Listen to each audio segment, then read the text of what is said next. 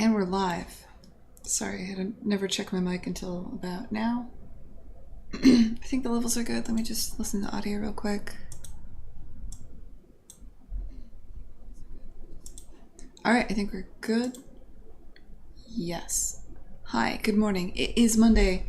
It is 8:20 a.m. on Monday, September 10th, 2018, and we're making indie games. I have basically nothing new to show.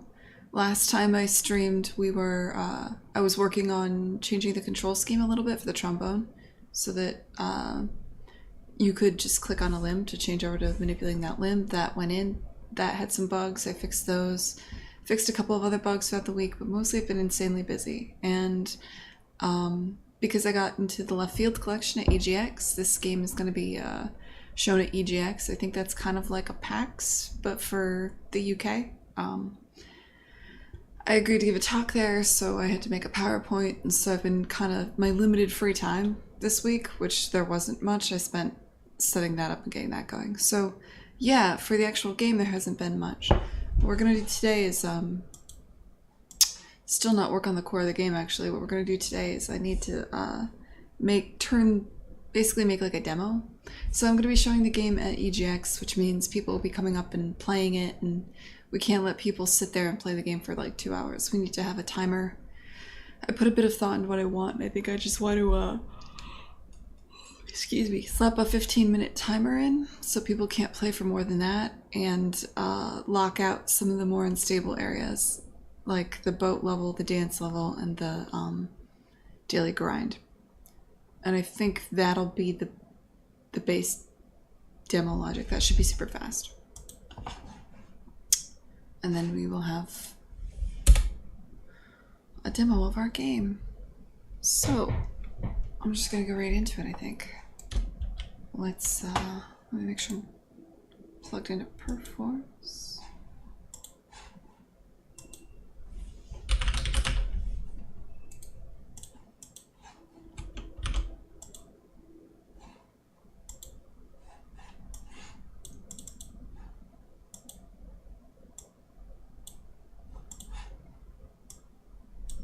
Boom.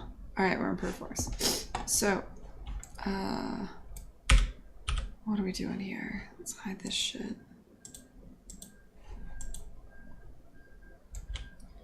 What are we doing here?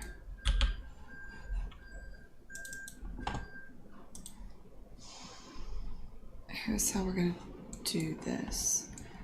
This is the master level. This is loaded whenever you load the entire game. We should add a variable that is demo.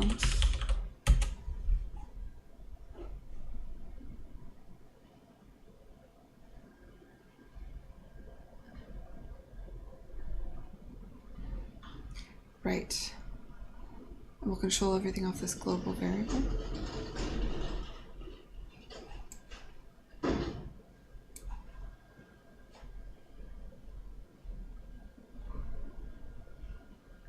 So as soon as you boot up the game, check if it is demo. No, I need to be...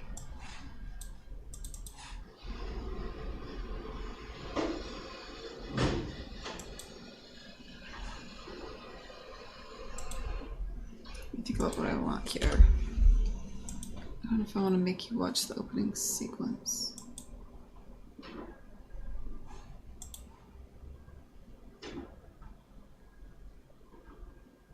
Like, do I want to make people watch this part?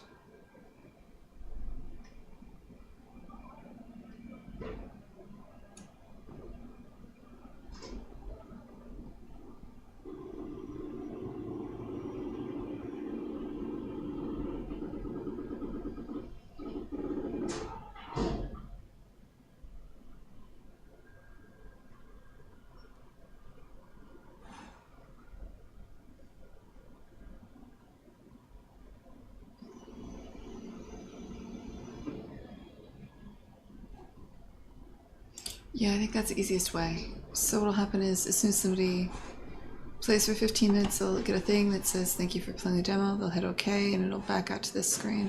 And then I can detect if somebody hits this. I mean, it's a hideous fucking screen, but whatever, it's...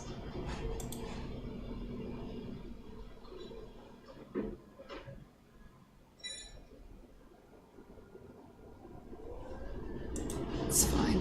Okay. Jesus Christ.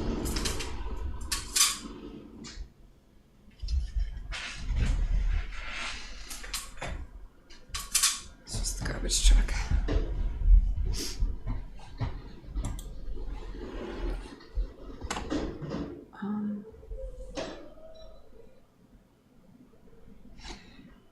Okay, so we'll go like... When you boot up the game, is this the demo?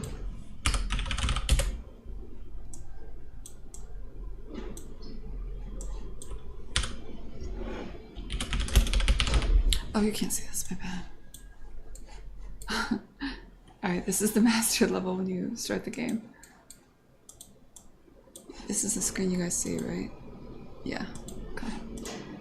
So, when you begin playing, if it's the demo,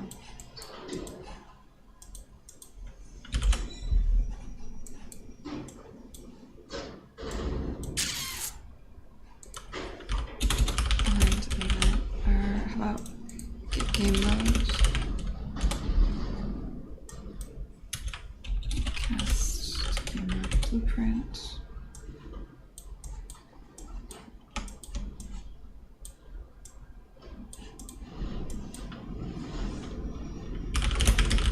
An event to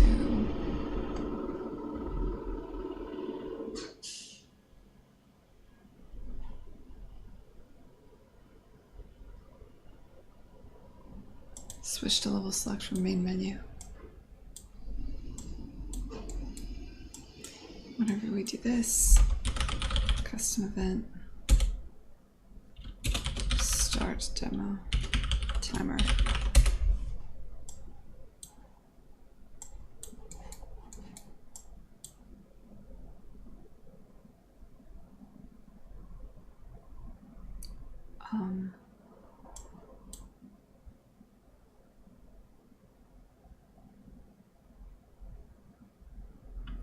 This timer.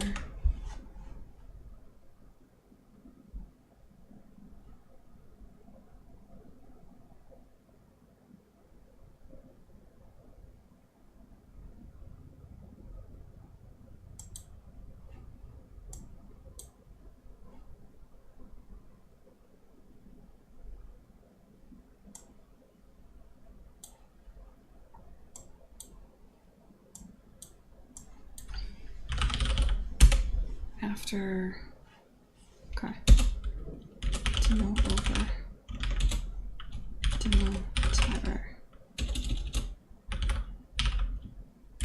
Complete. Okay, so as soon as you go into the level select menu, we start a timer. That timer is going to be, it's an excellent question.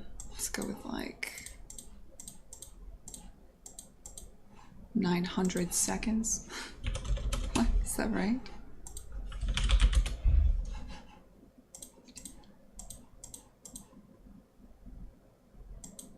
Oh, guess we'll find out. When demo timer is complete, we need a new thing, right? So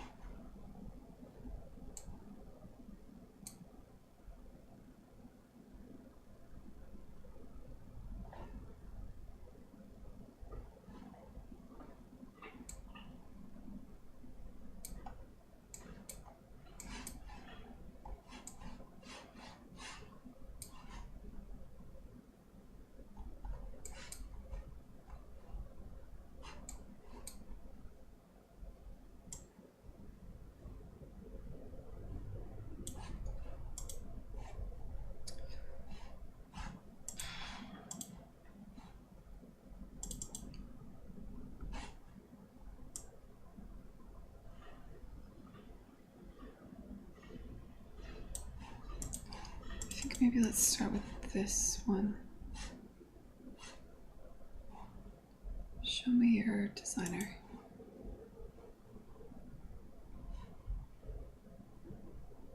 Yeah.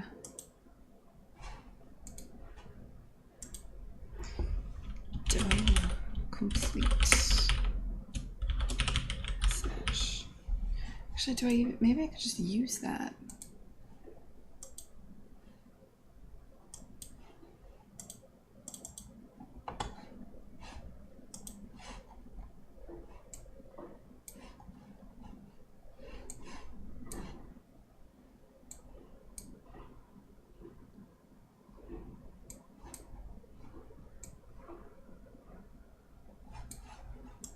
I think I'm just going to use this. So we'll go with, you have an enum, which is what has been unlocked, right? Unlockable stages. One of the messages is going to be demo complete.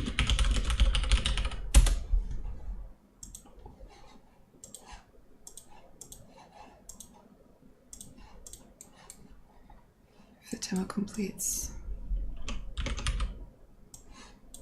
say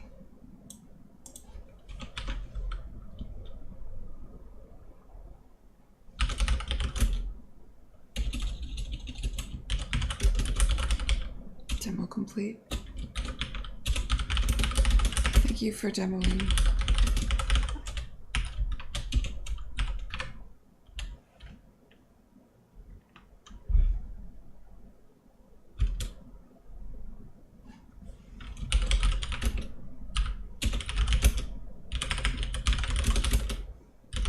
Contact.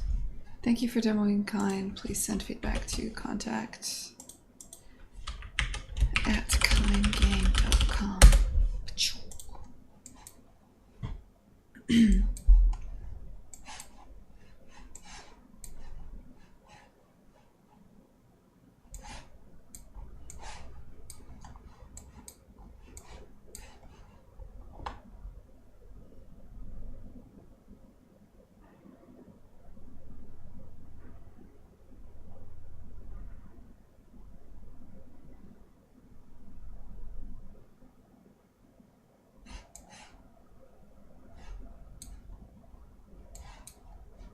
You know, I don't know if this is a good idea.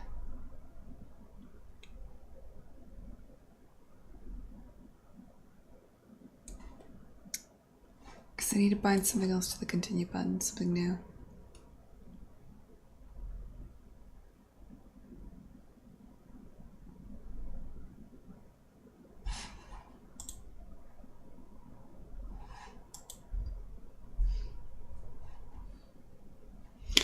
I want to reuse this menu, I think.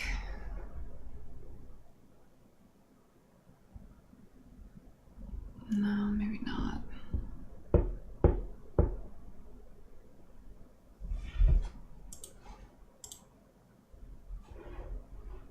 The game 1. I haven't actually touched this yet.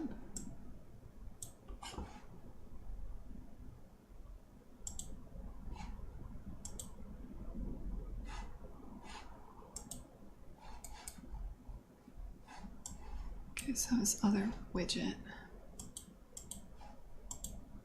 This might be better.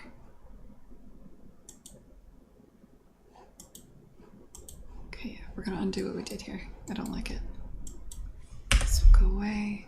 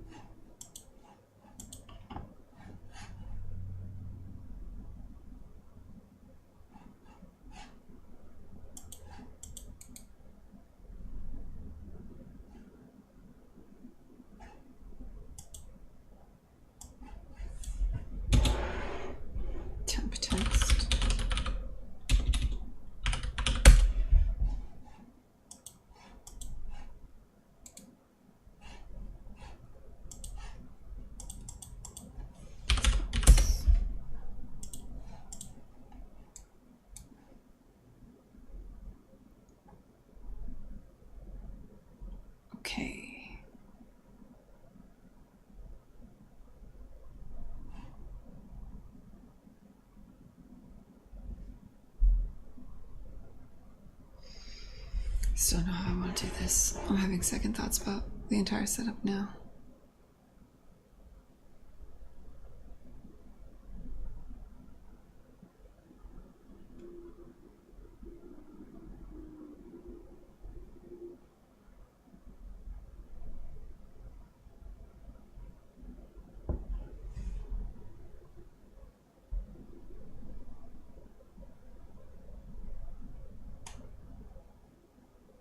Oh, this is fine.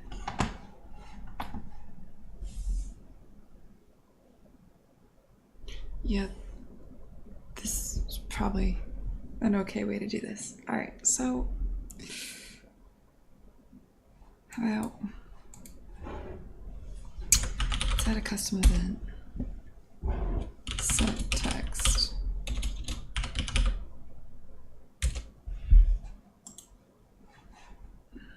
This will just be a bool. Set demo.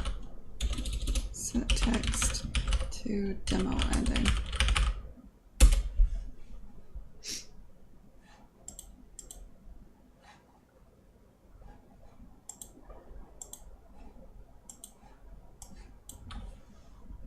This demo end.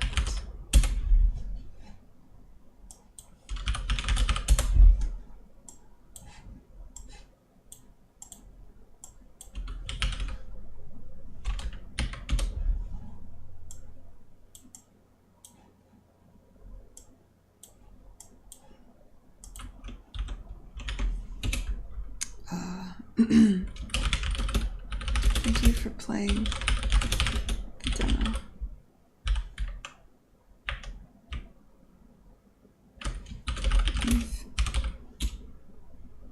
Thank you for demoing Kine.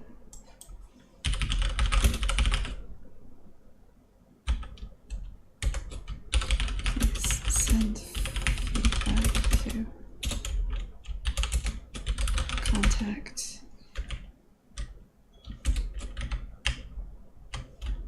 at kinegame.com.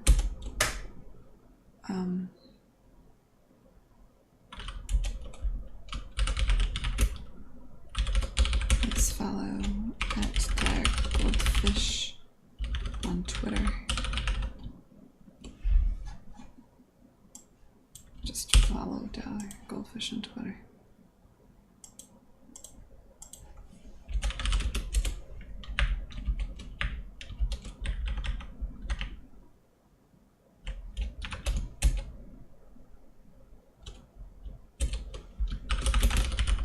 Rock.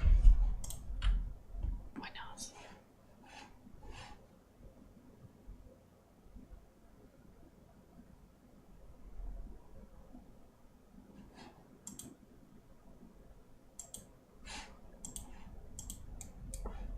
Okay.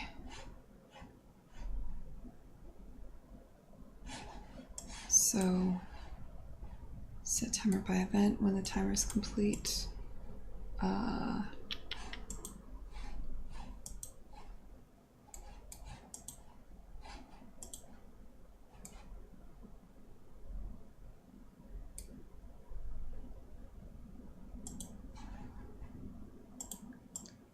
Set, what is this, widget to demo ending.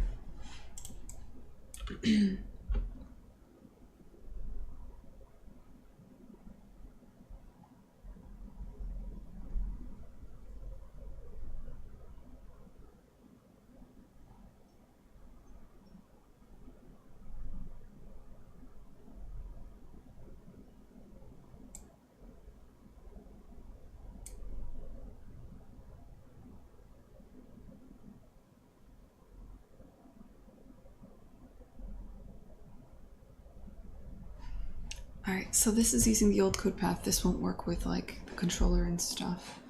So might as well fix that now.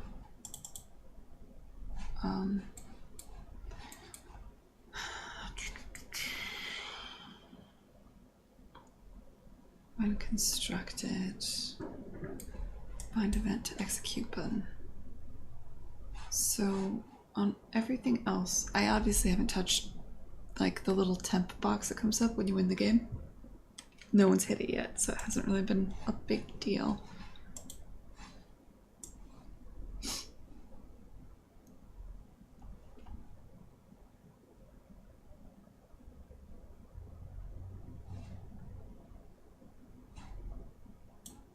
Okay, so I want a general button.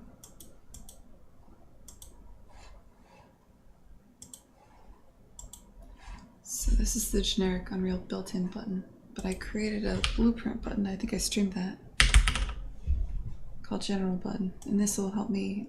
This one I can use with a controller and stuff. Let's see. Anchor to the bottom right.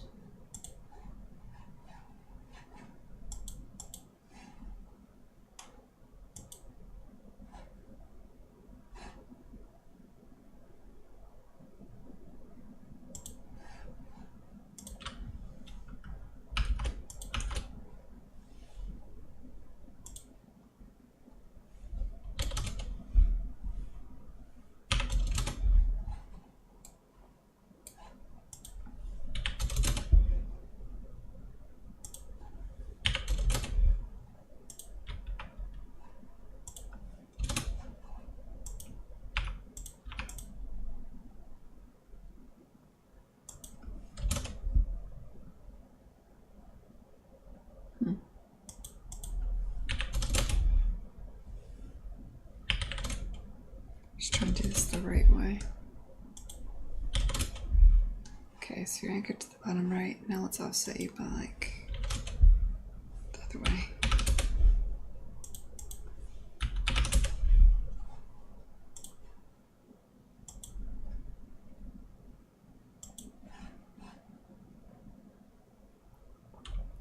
Okay, so this is my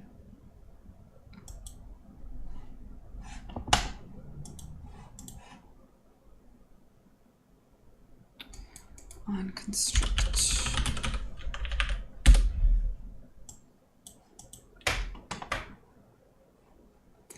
I'm gonna set the text.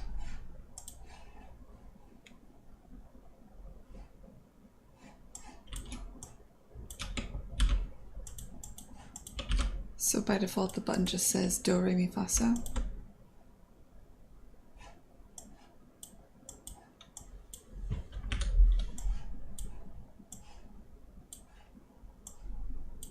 I set to say continue. Why not? It's better than okay. And if it's hit, I'm gonna do this.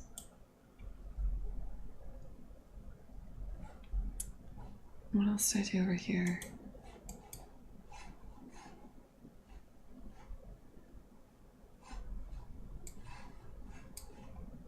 Guess that's all I gotta do.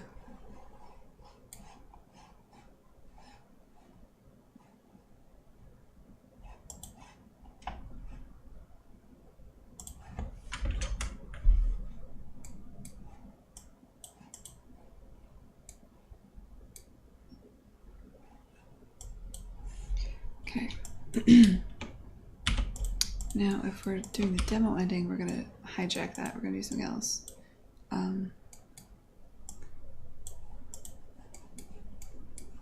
Take my general button, unbind all events from it, and then bind a different event.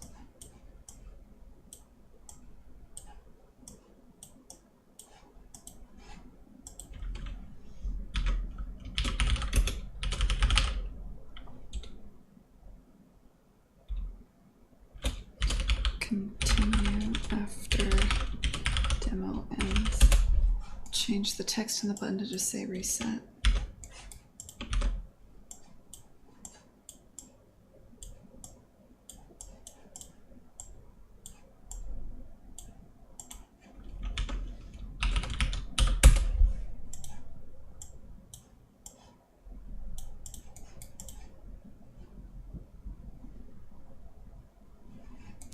Okay, now when the demo ends, you hit reset. Oh, good morning, guys. Sorry, I've been reading. Yeah, I moved. Too much coffee. I'm in a new place. Hey, Unorthodox. I have a game and I'm showing it off at EGX. It's part of the Left Field collection. So what I'm doing today is I'm setting up a demo timer, so the people can't play the game for more than 15 minutes. Excuse me, about to sneeze. If they try, they'll hit a screen that'll be like, "Yo, you've been playing a while." That's the goal.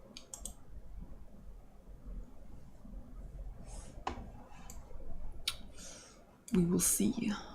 So this will say reset. Let's just even see if we can get this to fucking show. So let's try this. I'm gonna set is demo to be true by default globally. Oh, we're not even like at a place where we can do that. Are we? What pulls up the game one? Yeah, that's got its own fucking logic, doesn't it? It's not like you win the game very often.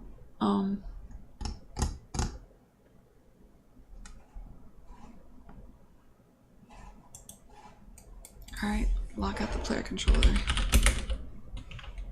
Get player controller. Set. What do I call that function? I don't remember. Well, first off, we have to cast the player controller blueprint.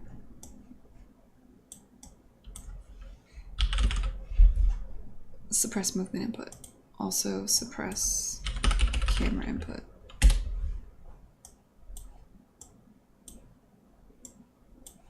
You can do nothing. Alright. Suppress movement input, suppress camera input.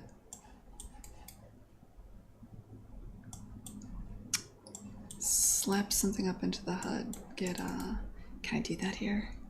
I might not be able to do that here. This is kind of gross because I don't. This is how different from how I do absolutely everything else. It's probably fine though.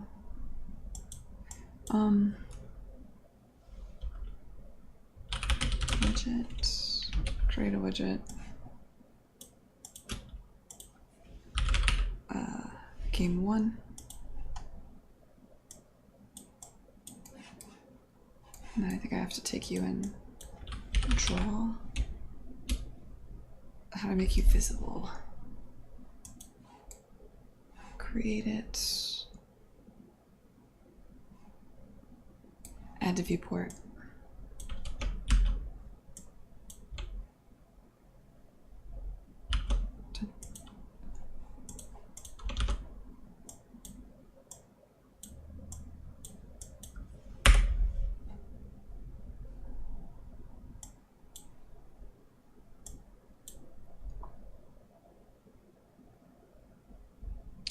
First, maybe set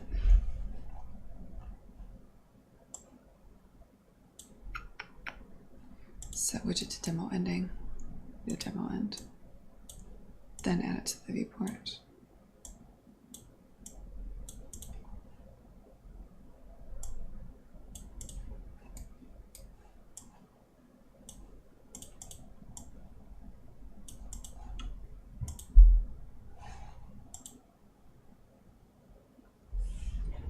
I do have a window. I have two whole windows. Spoiled.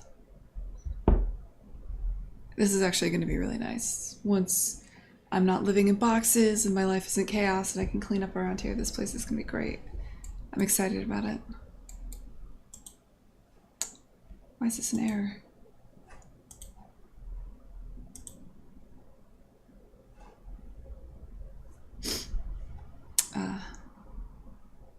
Set the text on the button.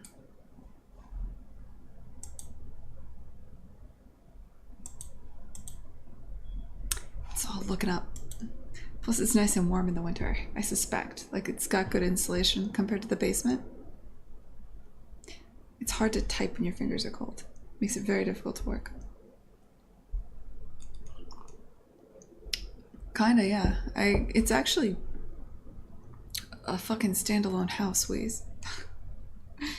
Like, I can't believe it. It's actually weird. Like, it's gonna take a bit of getting used to. That was honestly the part that was the weirdest. Like it's a house. We don't have neighbors. I know. And we got a really good deal on it, too. I was pretty surprised. I mean, it's a bit more of a walk. It's not that bad, though. It's like a 15-minute walk to Harvard. I'm not in any given square, but it's like 15 minutes to Harvard or 15 minutes to Union or 15 minutes to Davis. So, yeah, we're renting a house. I have an office. I mean, it's in an attic. Kinda. You can see, like, it's not the most... I don't want to show you too much because, like, this is a wreck, but, like, the ceilings, especially over there, like, the ceilings get kind of... it's a little short. I dig it, though. Got a lot of light. That part I like. Yeah, it does get super warm. I'm into that, though. That's my shit. This AC does absolutely nothing, by the way. I thought it was sweet that the previous tenant left it for us, but they left it because it's crap. So, really, they just kind of left us garbage, I guess, to take out. I don't even know how to get rid of that. Like, I guess I'll just go put it next to the garbage can and hope the trash people take it. It's good at making, like, a lot of noise. Like, if you want a loud kind of hum, it's good for that.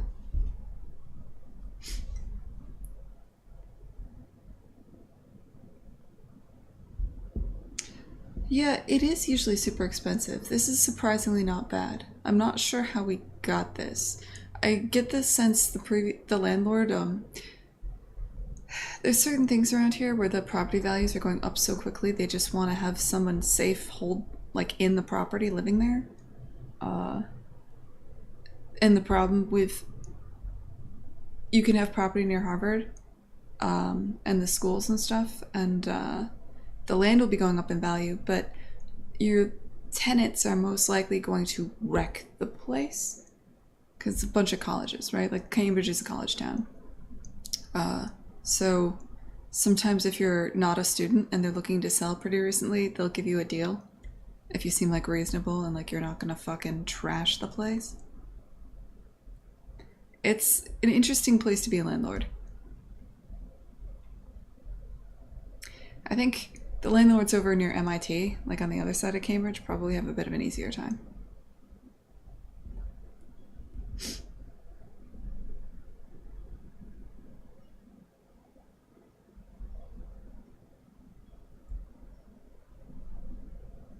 Yeah, you do literally live in a triangle. I love your... I like your setup ways. I am really spoiled right now. I am, like, extremely surprised at how nice this is. I'm kind of waiting for, like, this rent is too good to be true for a house. And we did lock it down immediately. I don't know how we pulled this off. I don't know if we'll be here within a year. Like, I don't know exactly what the deal is or how we pulled this off. But hey, man. Every now and then things work out, so... Fuck it. And I work from home a lot these days. When can you play Kine? Are you going to EGX? I can play it in about 6... What is it? I'm getting on a plane in 8 days, right? Like 9 days you can play Kine. You just gotta get to EGX out in the UK.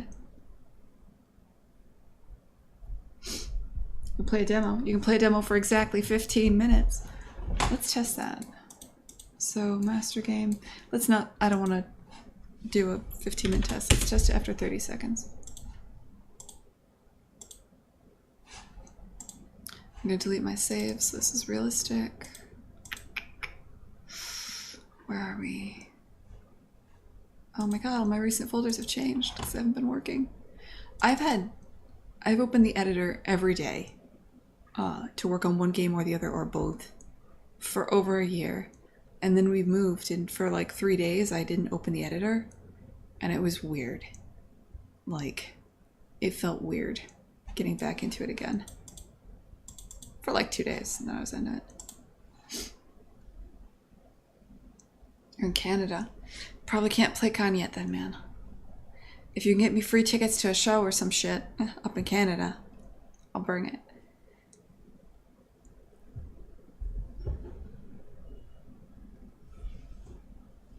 You have a view and a breeze, and you're looking at the Mediterranean?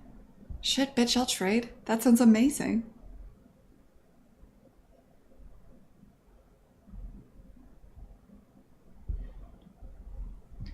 I don't know. Why do you want to live here?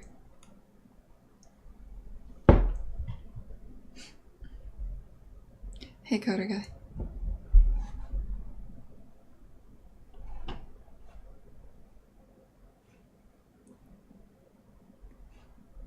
You want to go to school?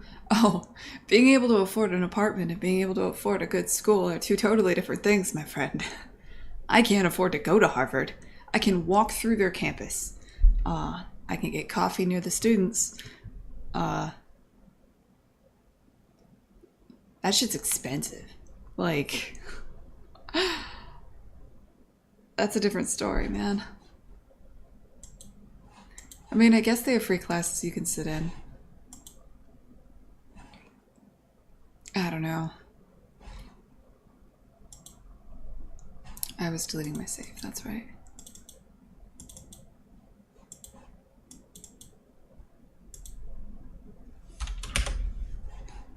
I'm just gonna test this.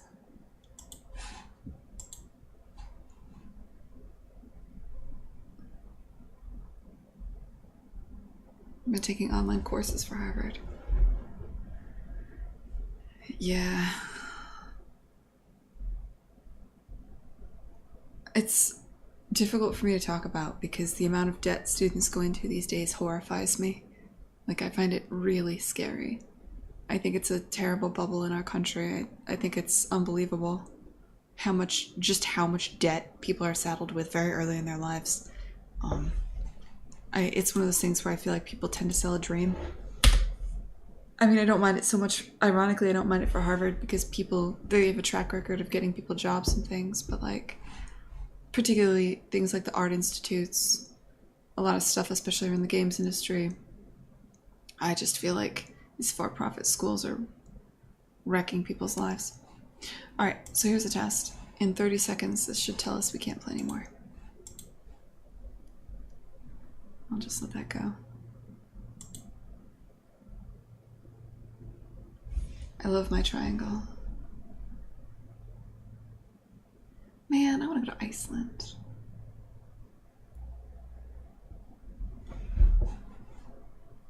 You can have a car and a life or school, but not both.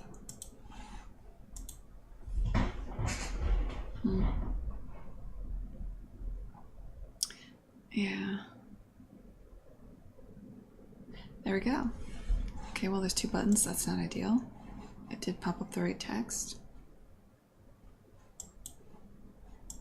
Can't click that button.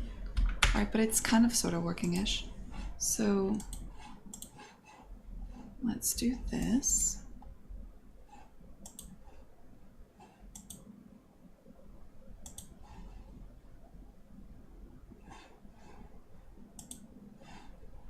This button has to go.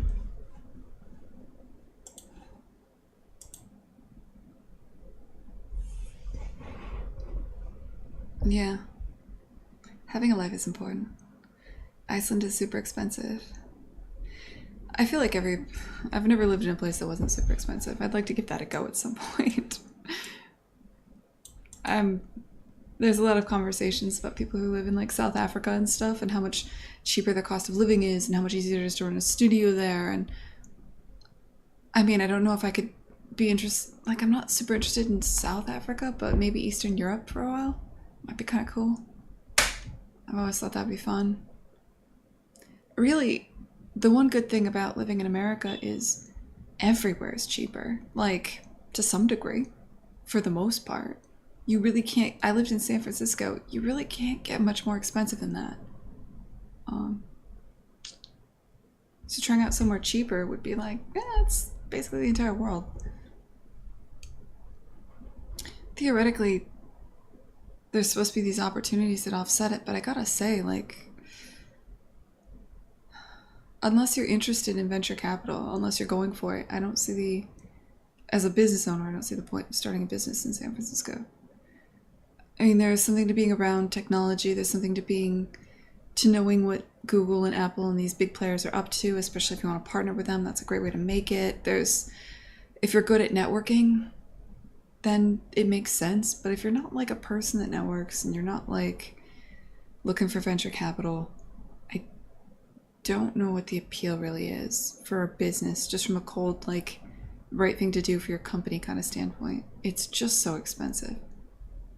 There's a lot of talent, but you can get that talent in Austin and other places now. I think Raleigh is really exploding. If you're a curmudgeon in America, I remember, you keep in mind I grew up in Virginia, so I remember Raleigh being like some podunk nothing town. And they got a bunch of,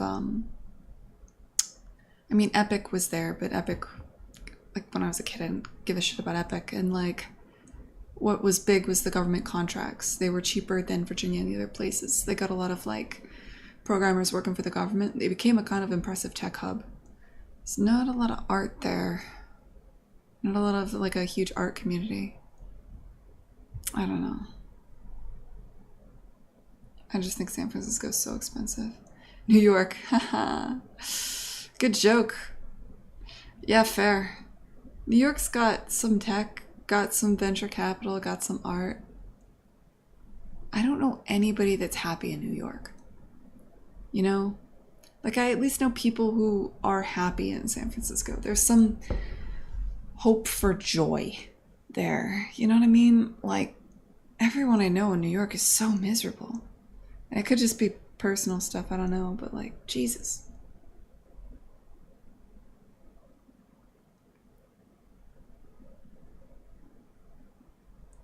There seems to be a correlation between speaking English and a place being expensive. Maybe. Though there's a lot of expats in different places in South America, for instance. And I heard Eastern Europe is not that bad. So and they mostly speak English, right?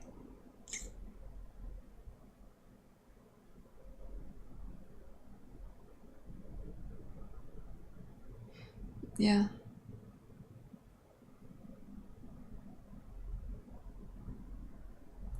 New York. Probably as bad as San Francisco. Raspberry Games, huh? I mean, I know like Carrot Interactive is there. There's a lot of like mobile social stuff there. Eastern Europe has less English speaking people than Western, sure. Hey Rolrita, what's up, man?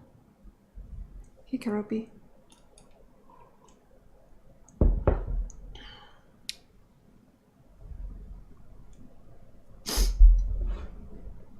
You're from Central Europe?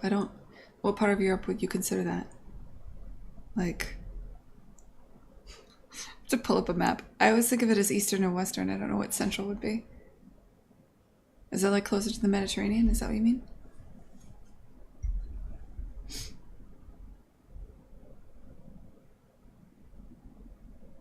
Or am I just real time? I'm gonna Google it. Central EU.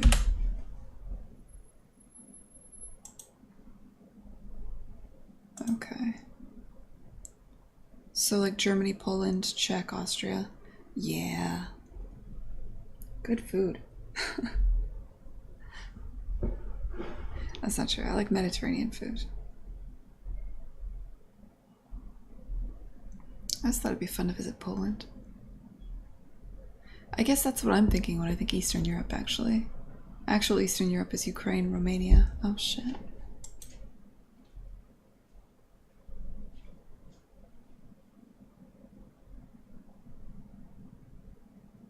I heard Croatia's beautiful.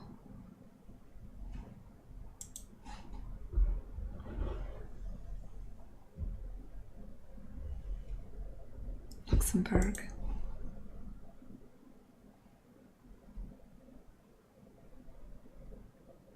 Man, I want to travel. I've got travel coming up. I'm going to be in the UK. Go to Greece right now. Everything's cheap. Yeah, but I don't know. That's a little too far. still need to be able to conduct my business. I need working roads and shit. I don't know that Greece doesn't have working roads. For some reason, my friends and I always shit on Greece for like literally no reason. I think we have a Greek friend and he's absurd, so we've just decided all of the country is absurd based on the one human. Alright, what was I gonna do? So this button, I can't hit it. Why?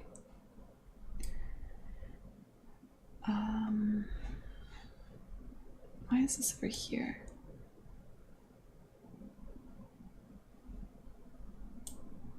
There.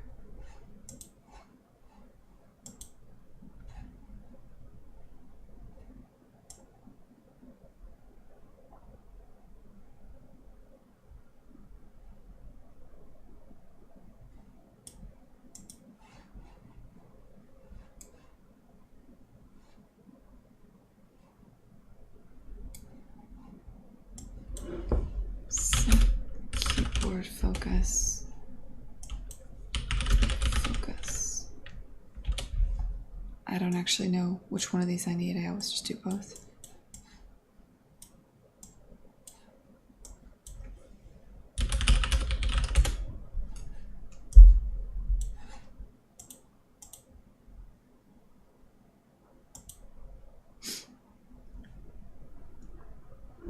Do I ever get completely hooked on a game, practice for weeks or months on end? Depends. It hasn't happened in a while. But yes, absolutely. Usually, like Civ is a good example. That's happened to me more than once. I've just been obsessed with Civ. But that'll be something where, like, I'll play it. The most common thing is I play it just constantly for like a week and a half, 2 weeks. It's all I do. I wake up and I play it, and then until I can't, and then I go to sleep, and then I wake up and I do it again, and then eventually the spell breaks. That's how it felt for Civ a lot of the time. Though then again, I have had the other thing with Civ where this is my idle task now. I just play Civ. For a while, I was that way about League of Legends. It wasn't something where I'd play it constantly. It's like I'd go to work, I'd come home, I'm like, what am I doing tonight? League of Legends. And basically all idle time was taken up by League of Legends. So there's two things. There's like the manic, I can't put this down until I'm done with it thing. And I get that way about like certain BioWare games. Mass Effect 2 did that. Dragon Age did that. Even Dragon Age 2, I know a lot of people didn't like it. I fucking loved Dragon Age 2. And then there's this is just going to be what I do now, right? Like, oh, what I do is when I get home, I eat and I do this. And right now what this is making this game. But anytime I'm not making a game, it's usually playing a game. And I just call that like the idle task. The idle task is I play X. And what X is will change. Right now I'm just making Kine constantly whenever I'm not doing something else. But the manic, like obsessive, I need to play this until it's done, that usually hits every couple of years, and it's usually something I don't expect. Yeah. Oh shit, I got that way about Darkest Dungeon. That launched about the time The Flame of the Flood came out, and I was just like bored and sad. And then Darkest Dungeon came out, and I don't know what the fuck happened. Like that, the next 2 or 3 weeks were a blur.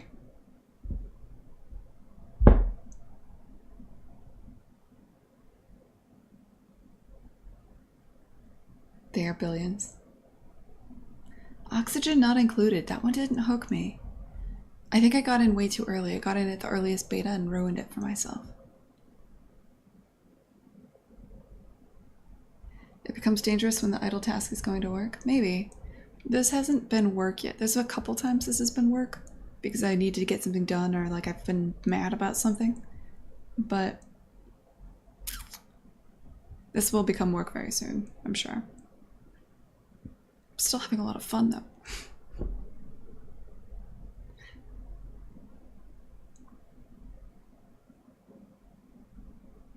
I think it helps Oddwell that I'm not a designer, right? And a lot of the stuff I do here is not stuff I don't think of it as work because it's not what I do at work.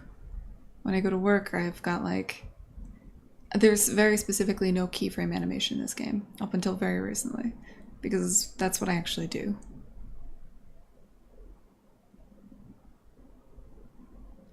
When the actual work that feeds you is called the idle task.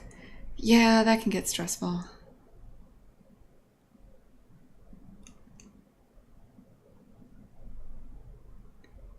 Yeah.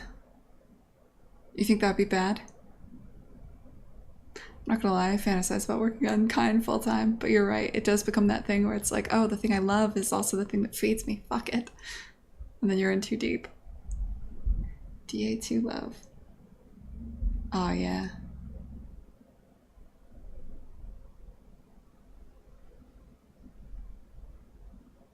Mm-hmm. Doing such a bad job working on my game recently. WoW is the heroine of video games. I was so into WoW back in the day. That was the one that did it. Like, I mean, I was guild leader on the second best rating guild on Tichondrius, which means nothing to anybody else. But like, it was a job. It was way more than 40 hours a week. I managed to work it around my college schedule. Was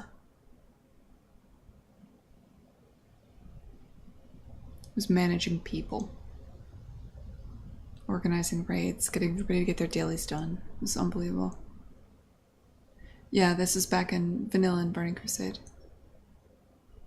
Burning Crusade, there was one before that, but like Burning Crusade was what killed us when we went to the 40-man raid guild to like 2 25-mans. We had to split the guild into an A team and a B team, and the drama and the fallout and all that fucking ended us, man. Like, how do you go from 40 to 25? At least make it 40 to 20. Don't be this cruel. Because now we just staff up for the B team. Like, there's just... It wrecked us. It wrecked the guild. Yeah, it was just a lot of organizing people. I learned everything I need to know about management from World of Warcraft.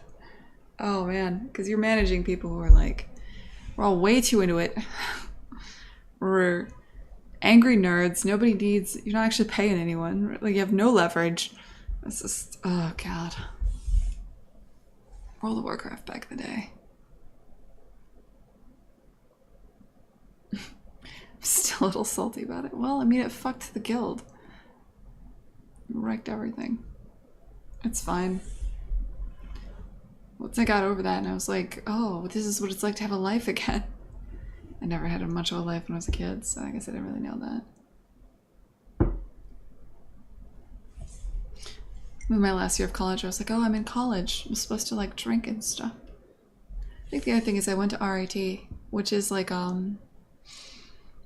mean, it's a school in the frigid wasteland of upstate New York. They get more precipitation per year than Seattle.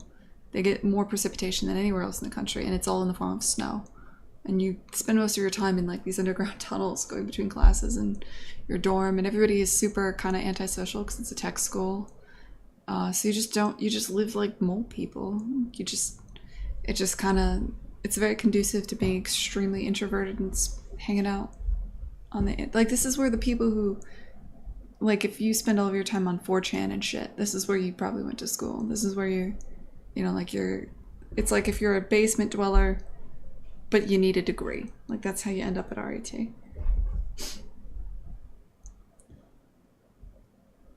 All right, Michael, get some shit done, man. I should get some shit done, too. Let's get some shit done, guys. All right, here we go.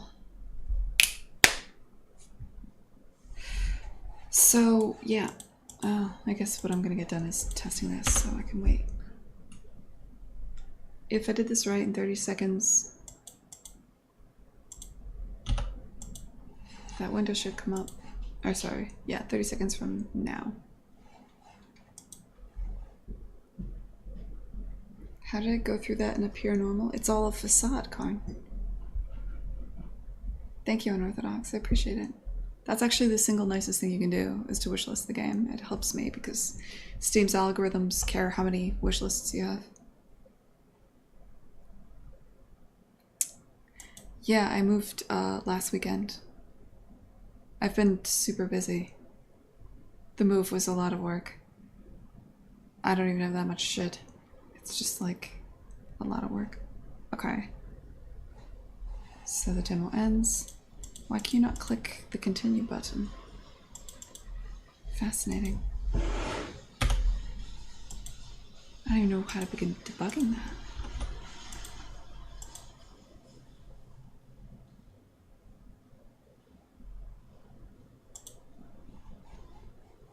It doesn't seem to care.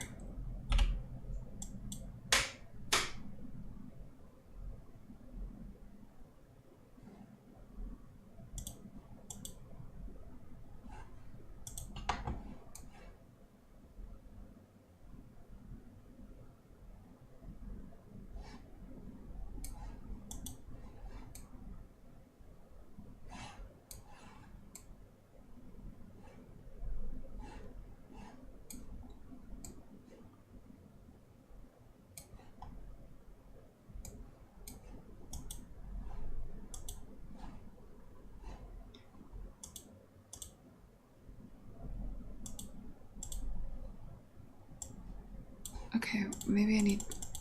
Let me look at this button, because this is something I made. General button.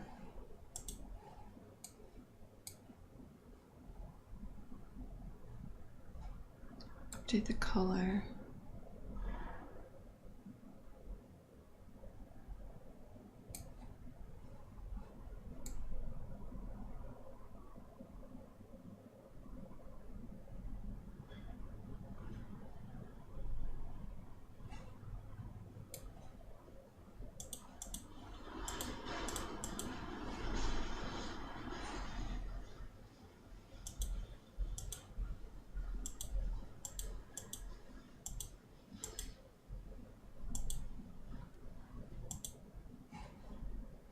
Why can't I click you? Hit test invisible, that'll be why.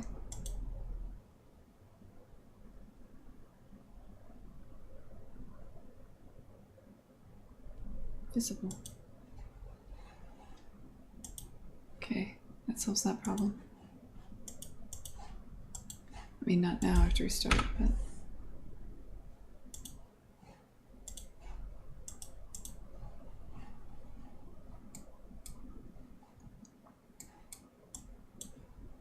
Okay, and after I hit continue, just get a reference to yourself, remove.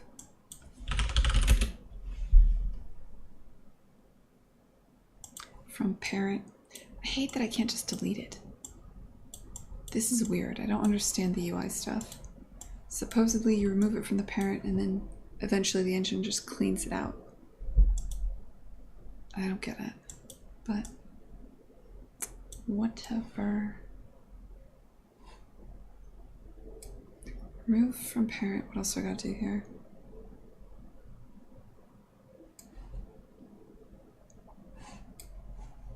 Go back into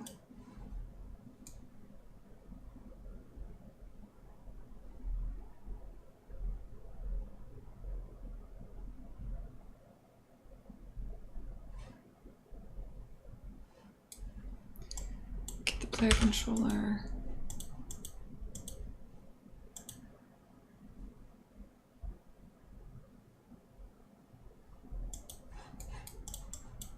Okay. Well, the last thing we're gonna do is get rid of the UI. First, we're gonna get the player controller. Gonna unsuppress movement input. We're gonna unsuppress camera input.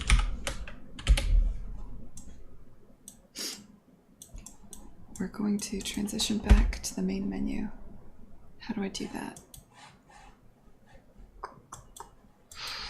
In the HUD, the level select. I click this button.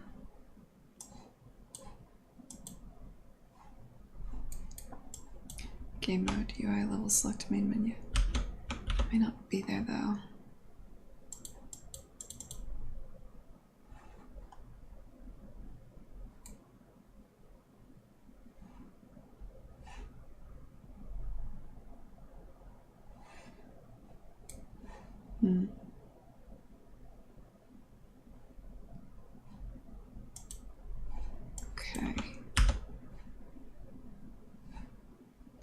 let's just see what happens.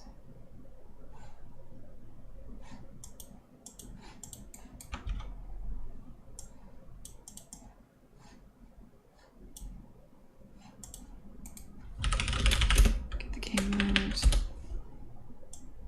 Cast it to the game mode blueprint. Pure.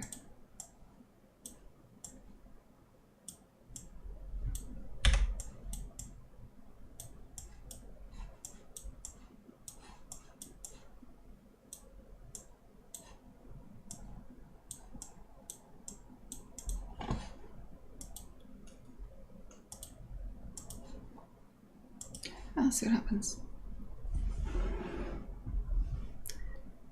Did the studio move? No, the studio didn't move. And I've just kind of moved. Before I was like a 10-minute walk from the studio from one direction. Now I'm in the other direction on the other side of the studio, and it's like a 15-minute walk. I only moved about 1.5 miles or so.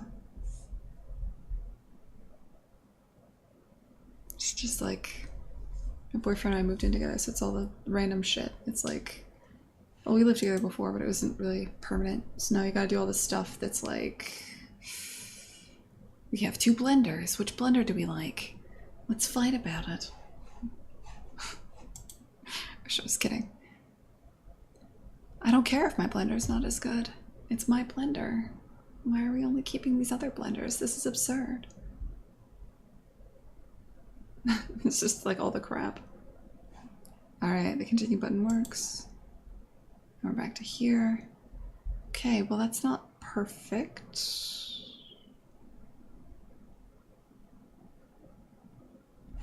Because we didn't get the...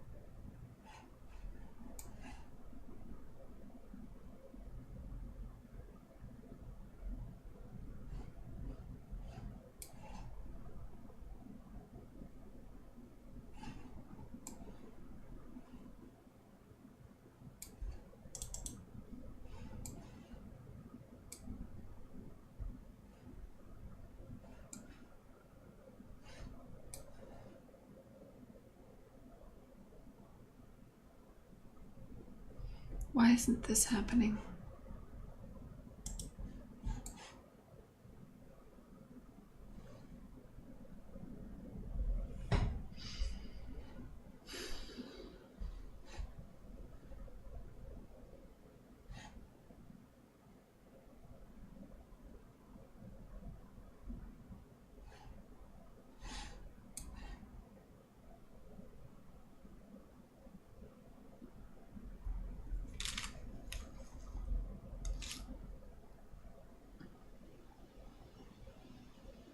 Hey, Michael.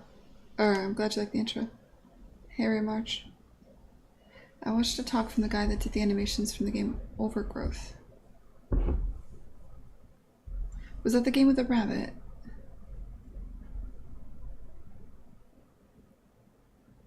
Because if it is, yeah, that one's like 8 years old. It's a good talk. It was even better 8 years ago. If you're talking about what I think you are. Let me verify. Yeah. It was a good talk.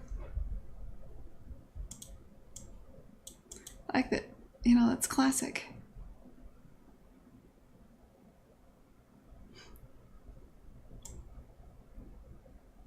That's cool. Back then I didn't see any talks that weren't art and animation, so I've been doing the same thing, like rediscovering all of the old GDC stuff. The wheel? What wheel?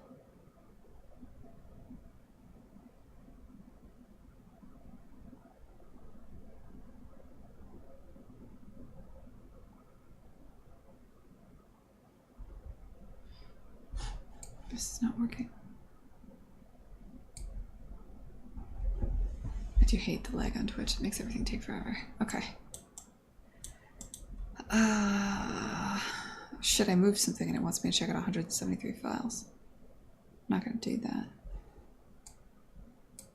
Oh, he had a wheel that was rotating when he was walking. Yeah. A lot of that stuff's a lot easier now, too.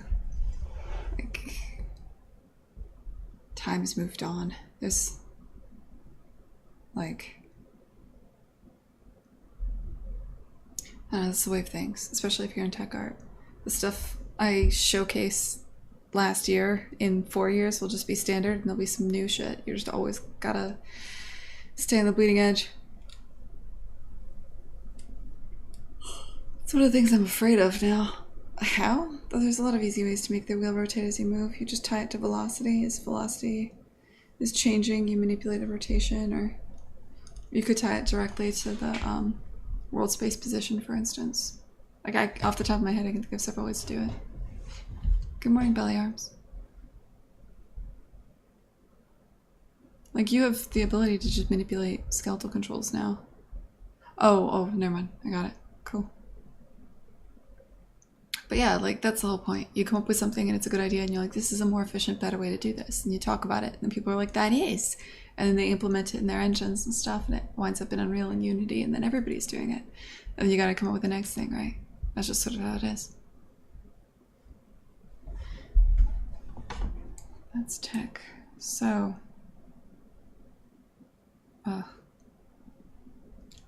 Here we go. Alright, I need to ignore the chat or I'll never get anything done. Just for a little bit.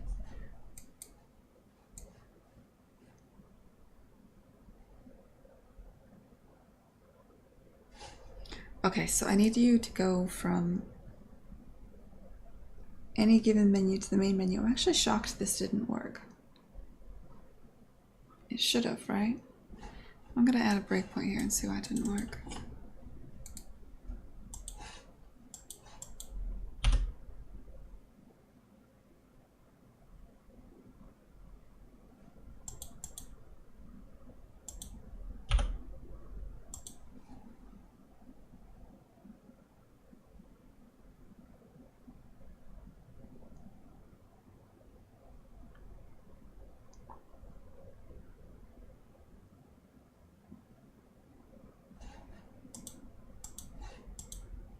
Okay, so in 30 seconds, demo should end. Just change this to 10 seconds.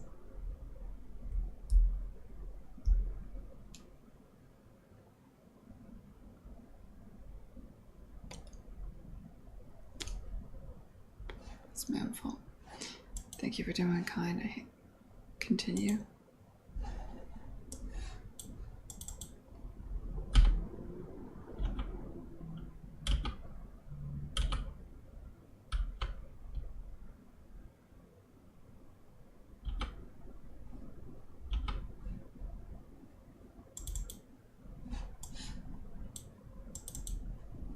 Okay.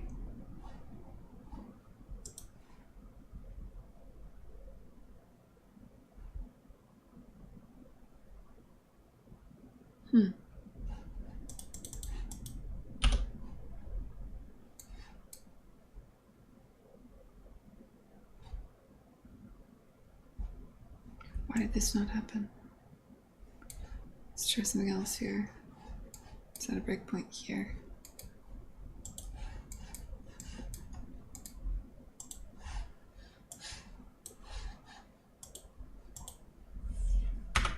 Also, while we're at it, set the demo timer to be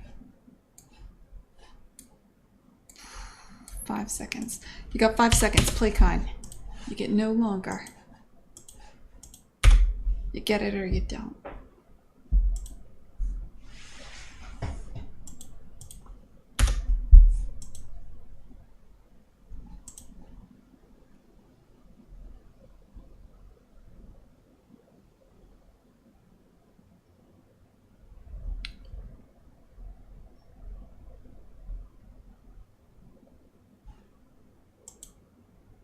Okay, we hit it. remove the current UI, which I assume you do.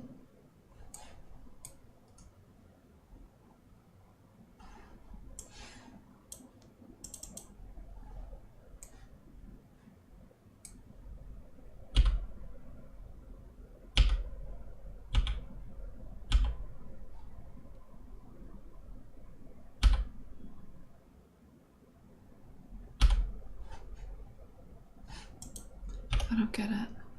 Oh, it's working. Is something switching it back?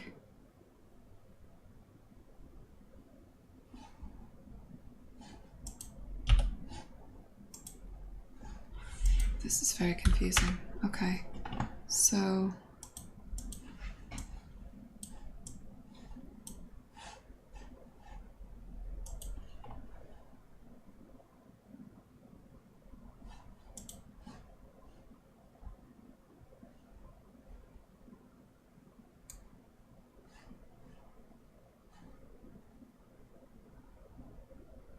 This had better not be executing.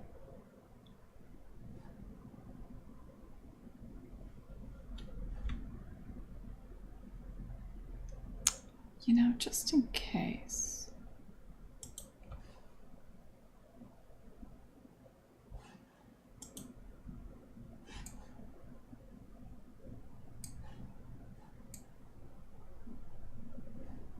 Because I'm supposed to unbind that.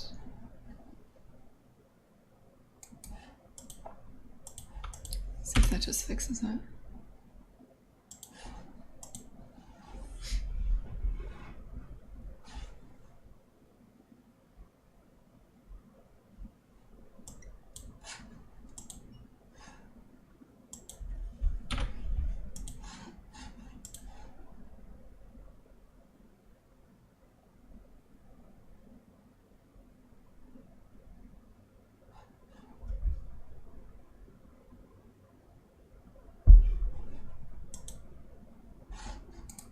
So I just hit that breakpoint. Yeah, okay. So just going through things twice. And now, next person comes, they play.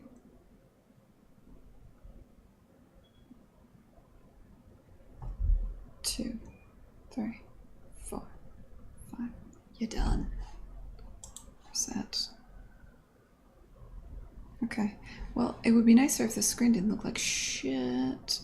But, what you gonna do?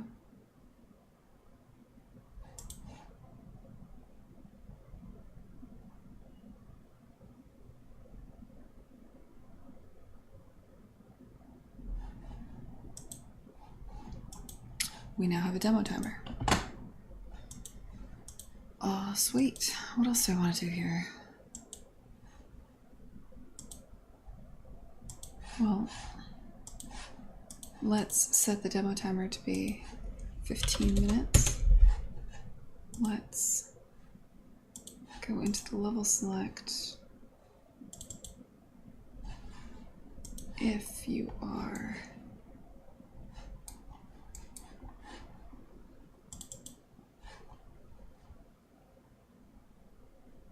so now here's the part I don't know. You know, maybe I don't need to tell you you can't do these. In 15 minutes you're probably not going to get to like the monotony levels or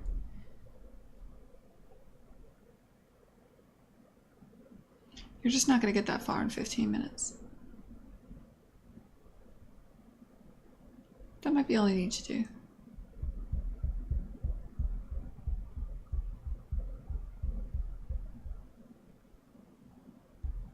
I think that's it. I think that's all I need is a demo timer. You can't get into that much trouble. Like the stuff that's all kind of shaky and buggy is later on. Hey Belly Arms, yeah, I'm going to EGX, so I'm demoing the game there.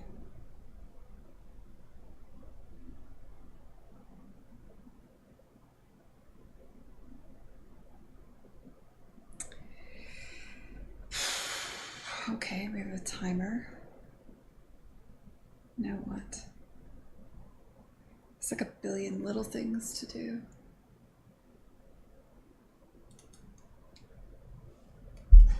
I mean, if we're gonna make people look at this screen, It's a shame it's hideous.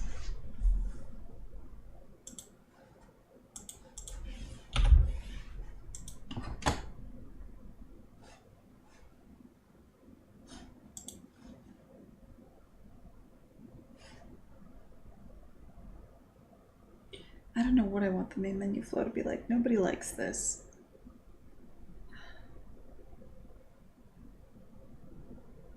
Just put a big ass button that says play here for now.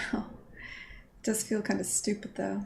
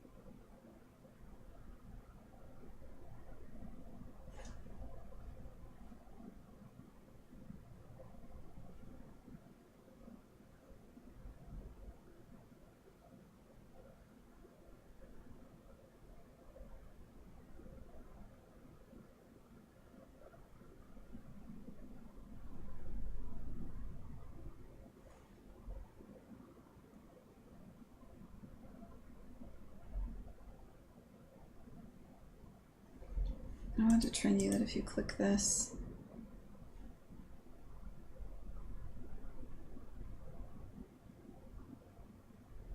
yeah, but I've changed what those are. That makes no sense anymore.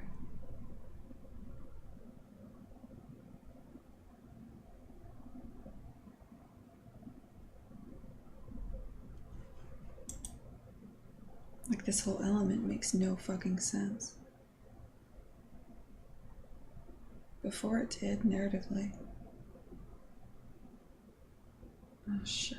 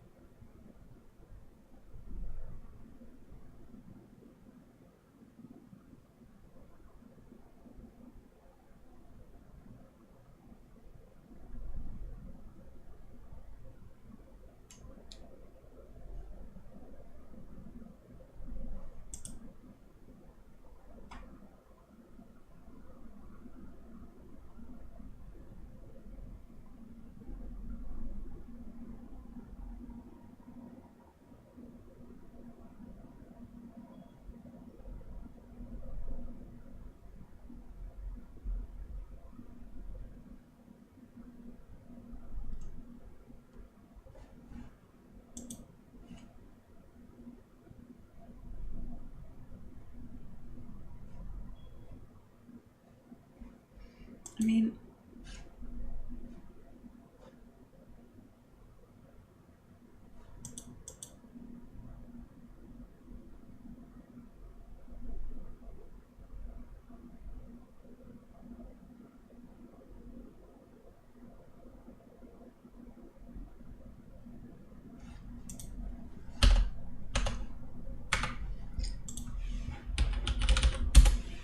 it's up in Photoshop.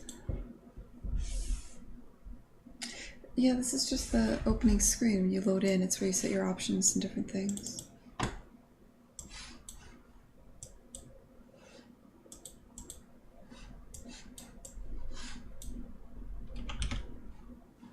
guess it's not scary.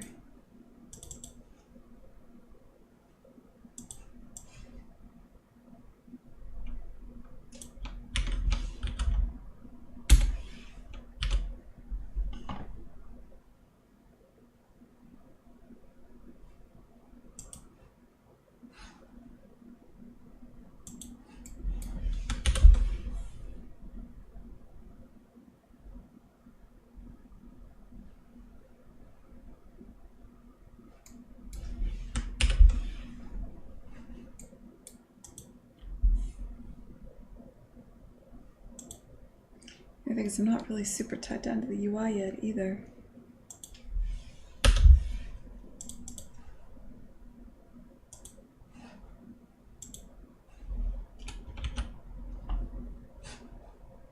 Because it's kind of shit. But I mean...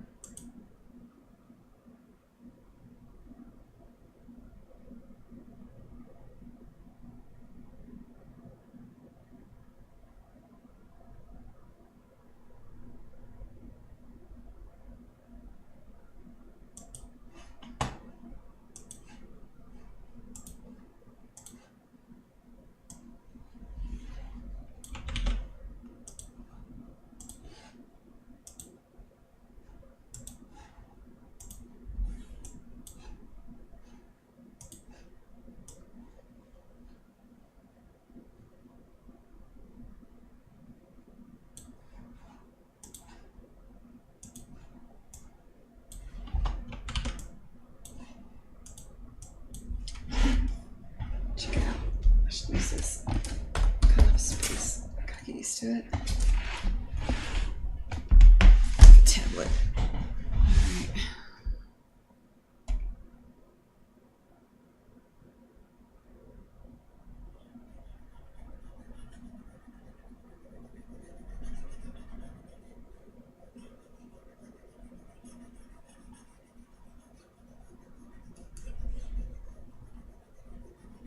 I hate this.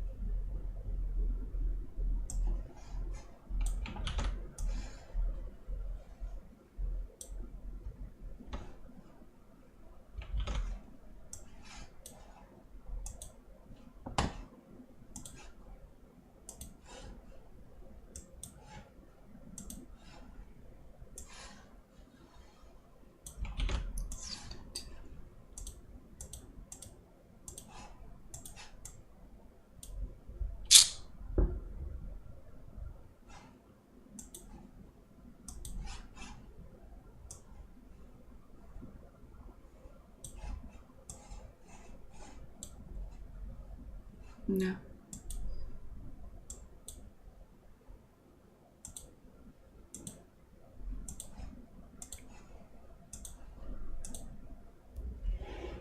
No.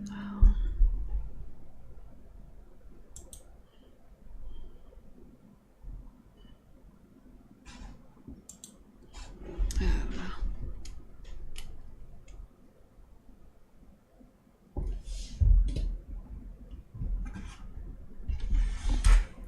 Yeah, I hear you, belly arms. It doesn't look like something you should click. I don't know what I want to do for this.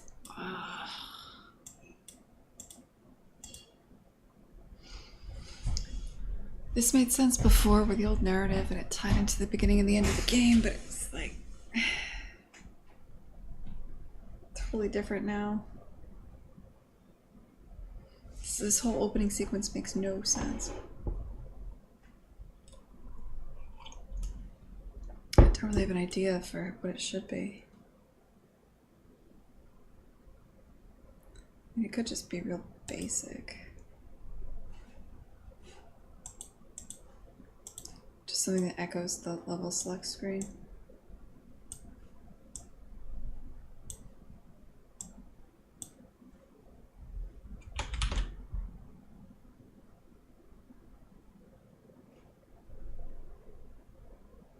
Hey Warner, I'm trying to figure out what I want for the main menu.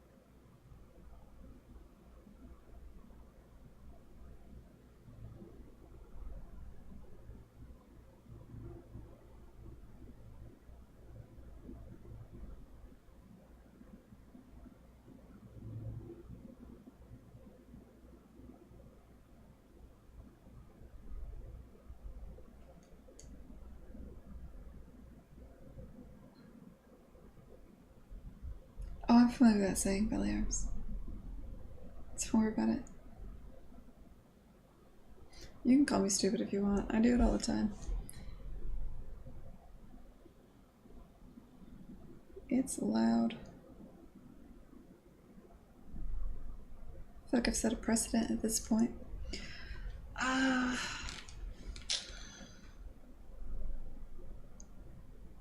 gotta figure out the ending of the game now, too. This might be something I have to think about. This might not be something I stream.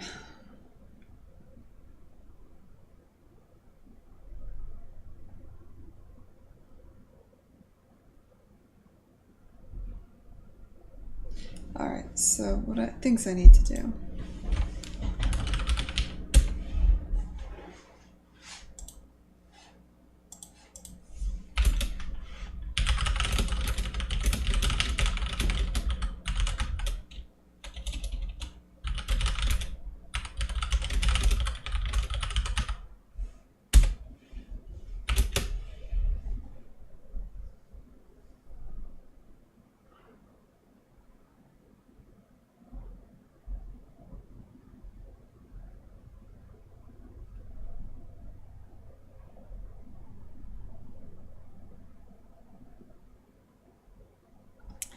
I'll set that aside.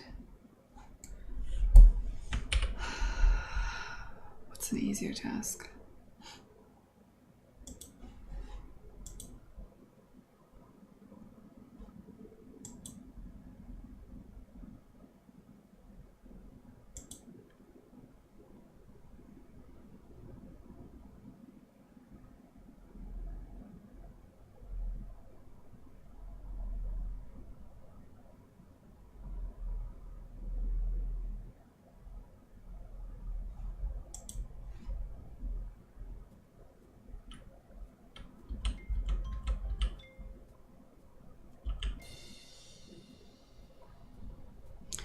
there's just getting all these to work again.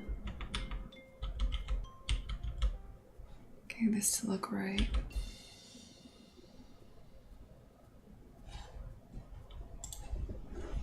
Fix music stands.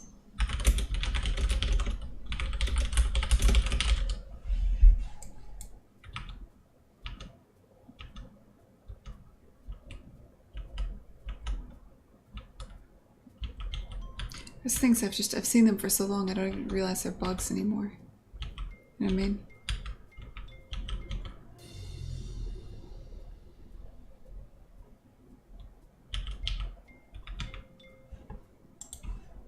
Better arrow for HUD.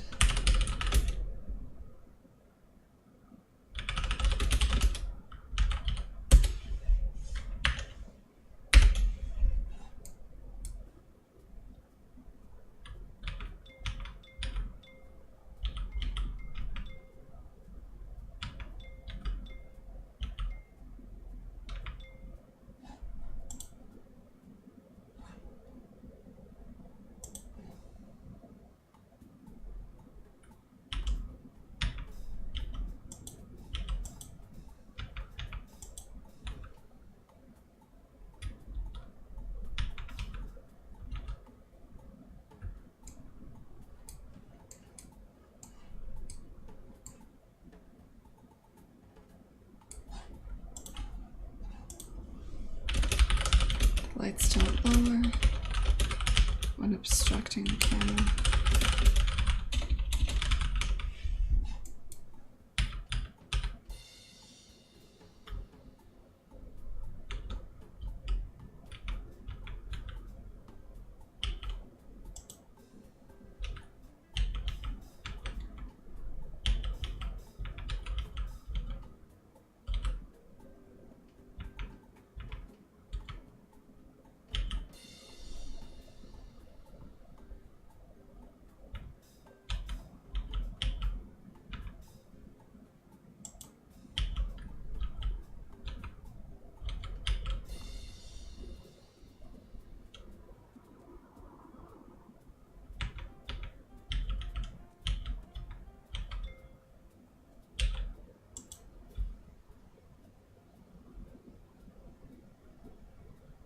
Oh, that whole shit, that looks terrible.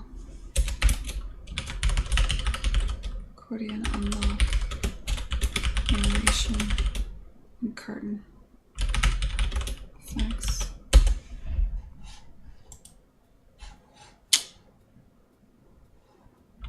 Alright, we already have enough to do. This is a solo project, Warner. This is a 3D puzzle game called Kine. It's a narrative puzzle game about 3 little musicians that are finding their big break, forming a band. Going for it.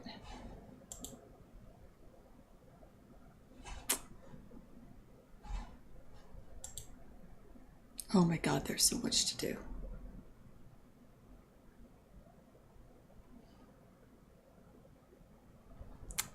Okay. This is the Unreal Engine.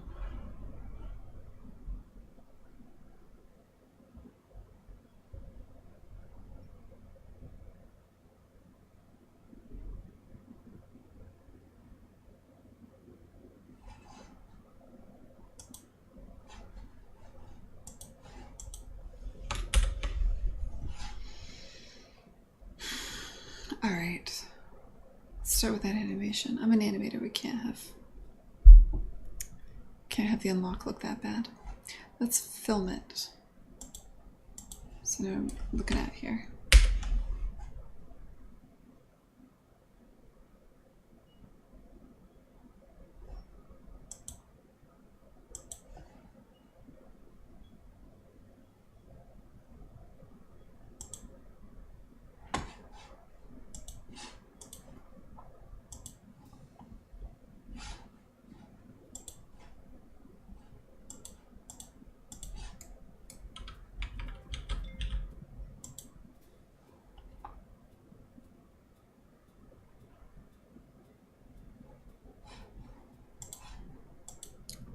Oh, I was filming the wrong screen. Let's try that again.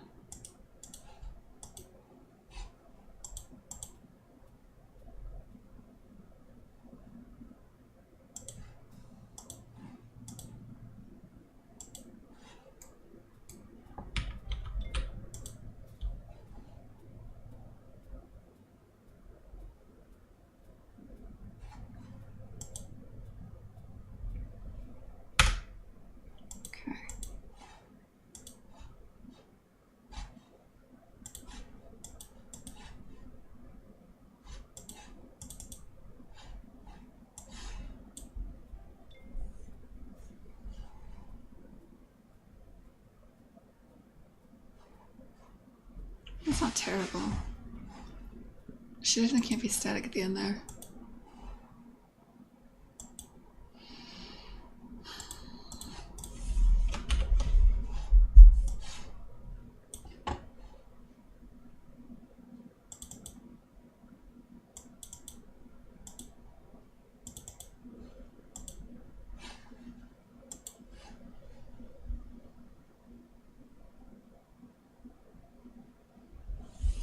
Wait, what? We don't say Unreal Engine, it's the Unreal Engine. Is that weird? I feel like it's weird to say Unreal. I mean, I can say Unreal, I can't say Unreal Engine. What are you using? Unreal Engine. What's the Unreal Engine? Am I wrong? Am I planning a Switch release? God, no. I have no idea how to begin going there. I mean, I need to think seriously about business stuff now that things are squared away at work for Kine. I can focus and... Sorry, things are squared away at work, so I can think a little bit more about what I want to do for Kine. And I am thinking, like, about finding a partner, specifically a publisher, somebody who'd be interested in the Switch or something like that. I don't really know, though, to be honest. I don't... It's a lot of work to put together a pitch deck and shit. I kind of like the idea of just launching on the PC, seeing how it goes, and then, like, afterwards approaching publishers about porting. We did that with The Flame and the Flood, and it worked out really well. But if there's interest ahead of time, maybe that's a good idea. I don't know. It's really hard to say what the right thing is. I do know there's simple reality here. It's like, I don't have a very large audience. This game will not be successful if I don't have some kind of marketing plan. I don't have a marketing plan. I probably need a publisher. But I have to think on it.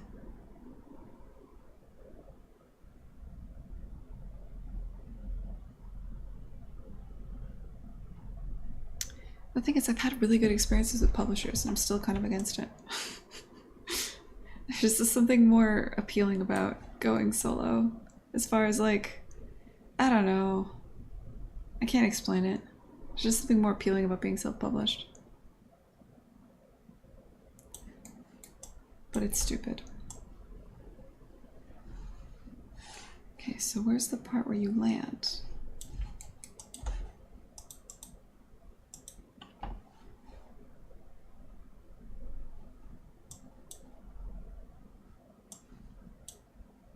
Pre-upgrade.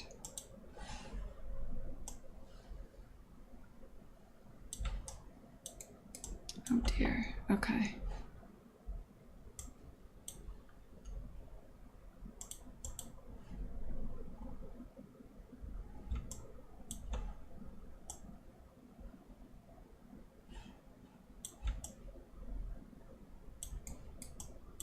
Not sure why that happens.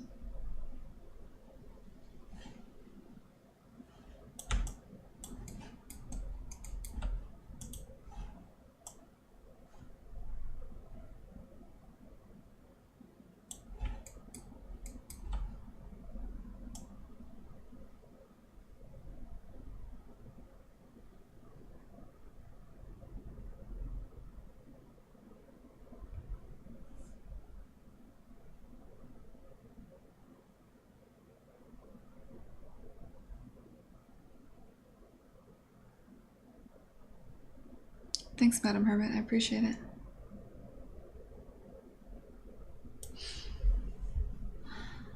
Yeah, I'll figure something out. I thought about going at EGX. They've got like this GameIndustry.biz mixer thing where you pay like $100 to network, which is always suspect.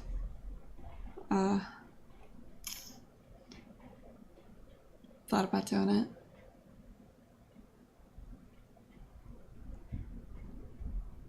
Probably won't. I don't feel like that's worth doing until you've got like a pitch deck and shit together, you know what I mean? And I don't... you can't make a pitch deck until you have a shit ton of 2D art. I'm not a 2D artist. I'd rather just give people a demo and be like, here's where it is now, here's the entire game, here's what it's going to be. Do I need to fucking pay a couple grand to get a bunch of 2D art made to convince you to give me more money so that we could... That's just stupid. I just... Because the reality is that's... You spend money...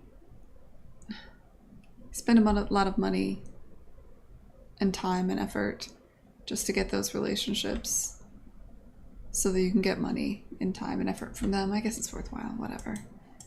But I just finished pitching a game and it took a year to get the game we have at work funded. And it's great and it's worth it. And I'm really, really glad with what we got and I'm super happy. It's just I'm super not jazzed about starting that process up again.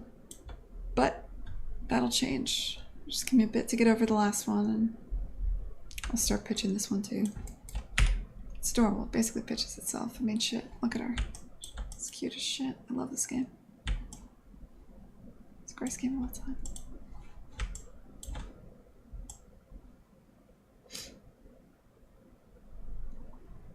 How do I manage switching between two primary projects? I'm not doing a great job at it.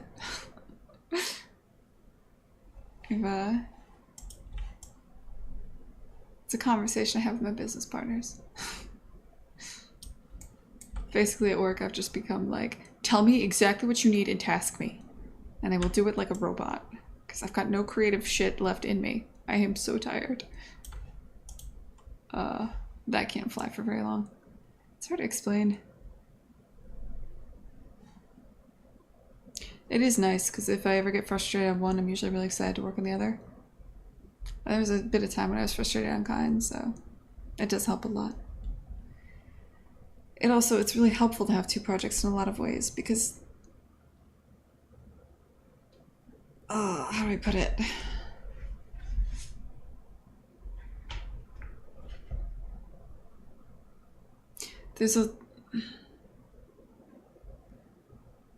There's a reality of the game at work. The stuff I do with the Molasses Flood is we're hiring employees. We need to be able to pay them. Like my business partners have children. Like they can't... We can take risks, obviously, but we have to make games that make money. You can't make games just for fun or because, you know, like there's something in it that you find really appealing. At the end of the day, there's got to be a certain amount of market realities there, right? And so it's something where, like, at work, how I put it, if Kine had to make money, I'd be really fucking stressed out because I don't see a way for that to really happen. Like, really, right? Like, you can't, if you go to publishers and stuff, they pitch stuff. They want to hear that you have something that has the potential to be a hit. They want to hear that you have, like, something evergreen, multiplayer, highly replayable, something that will do really, really well in the market, right? And that's important. They don't want to hear that you have a couch co-op game, a puzzle game, a side-scrolling platformer. If you want to make one of those, you're going to have a really bad time with publishers. And you should feel a little bit afraid because you're most likely not going to make back your money. Like, the reality is there's certain genres right now that are known in the market to not do very well, and that are known to not make money. And if I was in a situation like I couldn't make this with the Molasses Flood. I did pitch it a lot. I actually tried pretty hard to make a case that there's possibly money here, but that's stupid because there's certain market realities, right? And if I needed to twist this to be something that made money, I would hate it. And the opposite is true too. If I was just working on a passion project and I didn't know how I'd eat next year, that would be stressful as well. So I need both projects. It keeps me sane. Exactly, Michael. You get it. And so if I'm at work and I'm like, oh, I don't want to do this, I want to work on Kine, but I have a job to do. And that's just how everybody in life is, right? That's not unusual. I think most people feel that way about stuff. And it's healthy.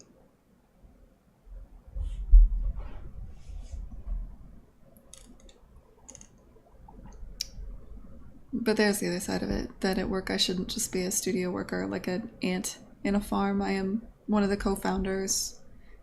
I am one of the creatives on the team. And burning myself out creatively on something at home which negatively impacts my job is not appropriate either, right? So there's a hard balance to find.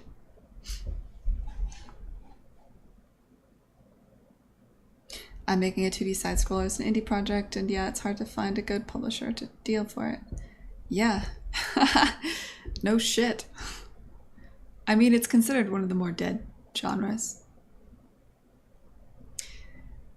You would not believe the things I've heard, though.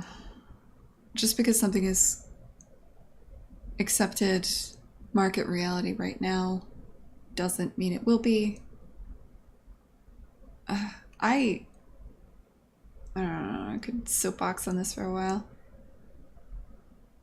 If you believe in what you're doing, if you think you're doing something different, something special, and something worthwhile, then don't worry about it. Obviously, if you need money, convincing other people you're doing something special and important and worthwhile is very difficult.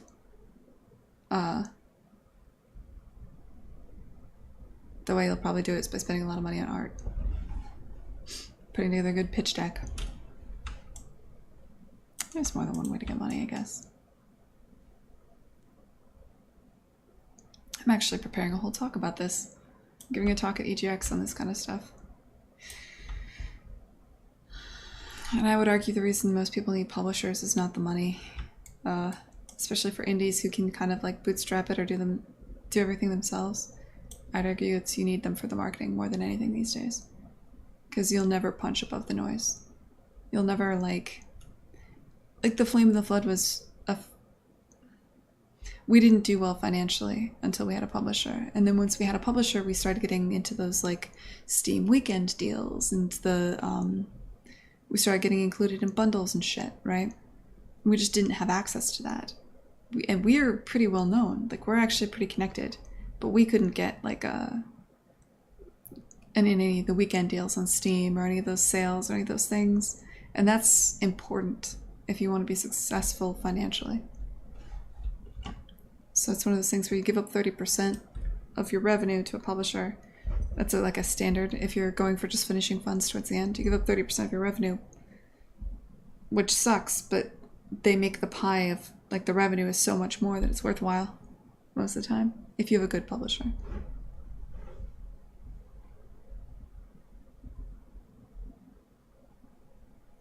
The 2D side scrollers are saturated with rough, low quality titles. Yeah. I'd actually kind of say the same thing about puzzle games. I don't think there's many people that put production values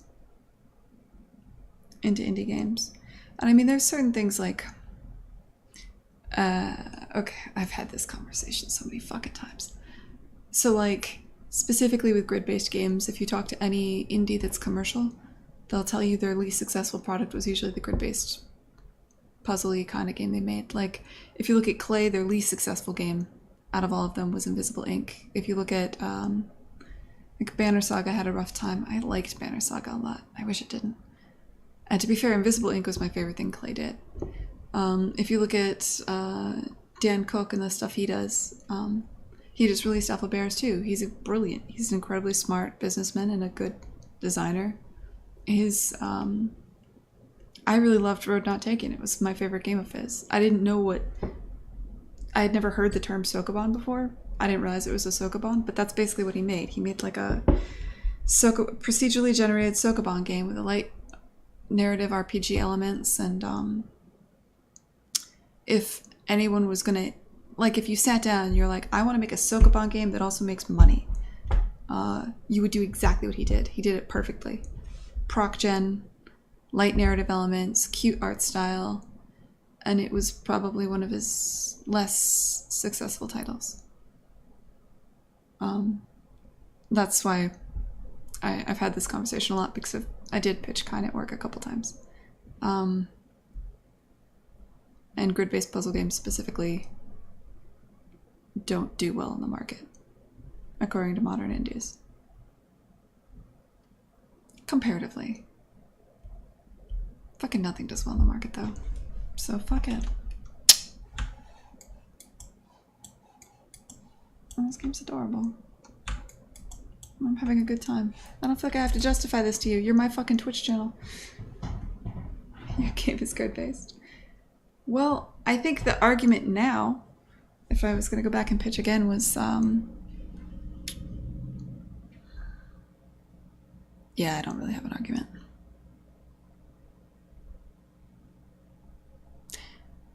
Well-designed games. Games that can hit really well. What was it? The FTL guys made a grid-based puzzle game. It was kind of tacticsy. That one did well. Tom Francis is working on one. Jonathan Blow is working on one. I think it's something that if you have like a very solid design, you can convince the market to buy it. I don't think this is the one thing that I think the kind of consumers that are into these games aren't wooed by good art necessarily. Into the Breach, yes, excuse me. I still haven't played that game. I was concerned it would take over my life. I was really into working at the time, so I set it aside, and now it's hit, like, the list of games I've set aside.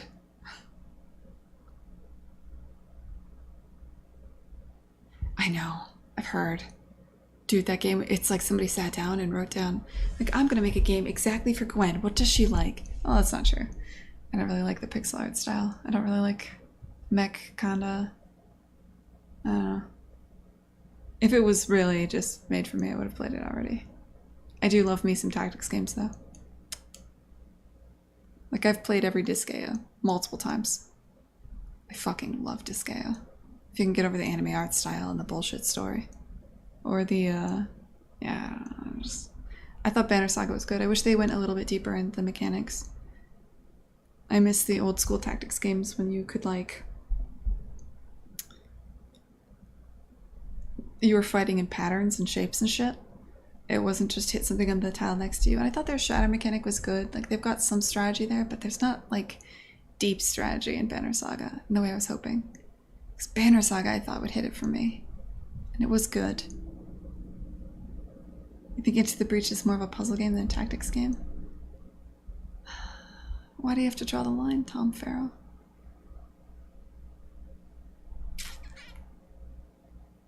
I think... whatever. Tactics games are always more strategic. Like, where do you draw the line between strategy and tactics? That's another awkward one that tends to get blurred a lot, right? Because there's definitely tactical RPGs, for instance. Like, I don't consider XCOM... How do I put this? XCOM is a grid-based tactics game. But Disgaea is what I think of when I think of a tactics game, and that's more strategic. It's more puzzly. I don't know. I don't know how to put it.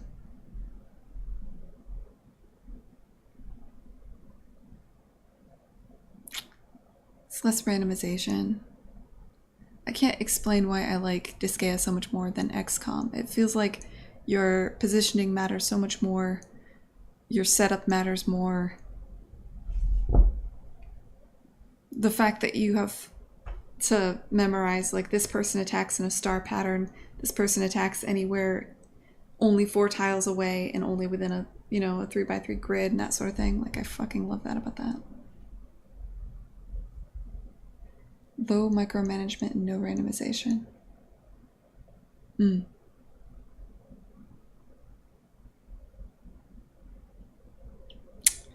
The old school tactics games didn't have randomization though, Tom. I have to say, I don't know why. Look, I liked Disgaea a lot when I was a kid, and everything is measured about how good it is compared to Disgaea. But that's kind of true as far as grid-based games go. That's actually kind of accurate. I fucking loved that game when I was a kid.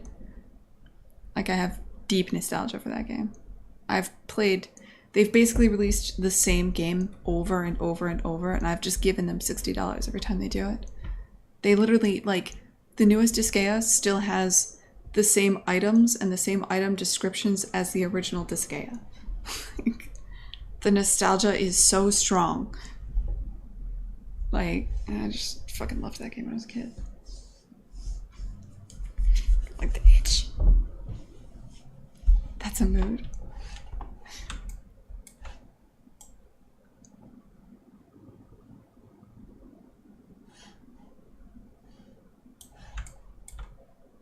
What face should she make?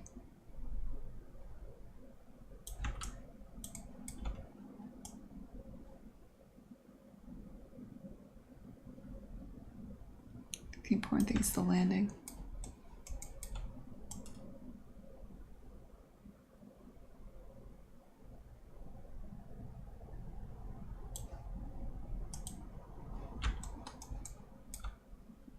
She have her eyes closed, like, should it be big?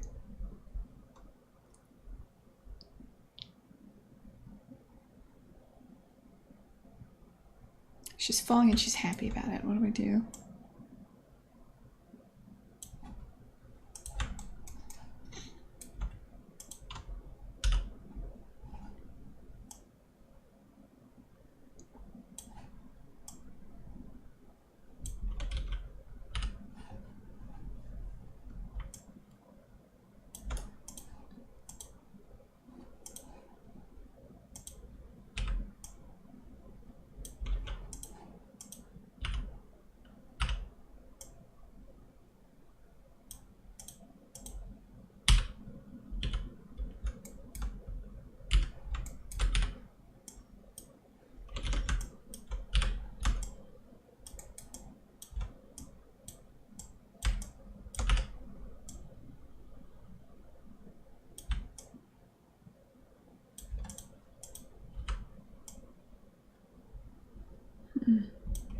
Interesting. Why are you being weird?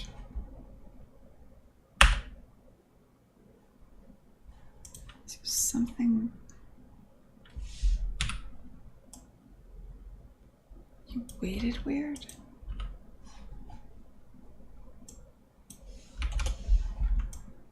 I need to understand. Is where this... Oh, is it the, I'm using blend shapes for this.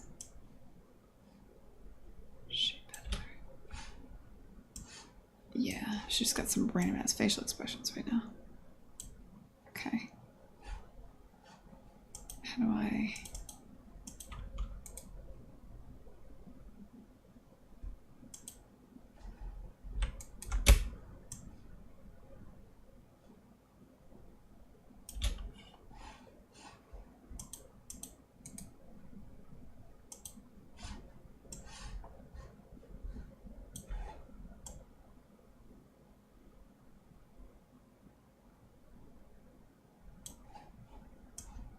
So let's say starting from here, I'm gonna do a bone-based animation.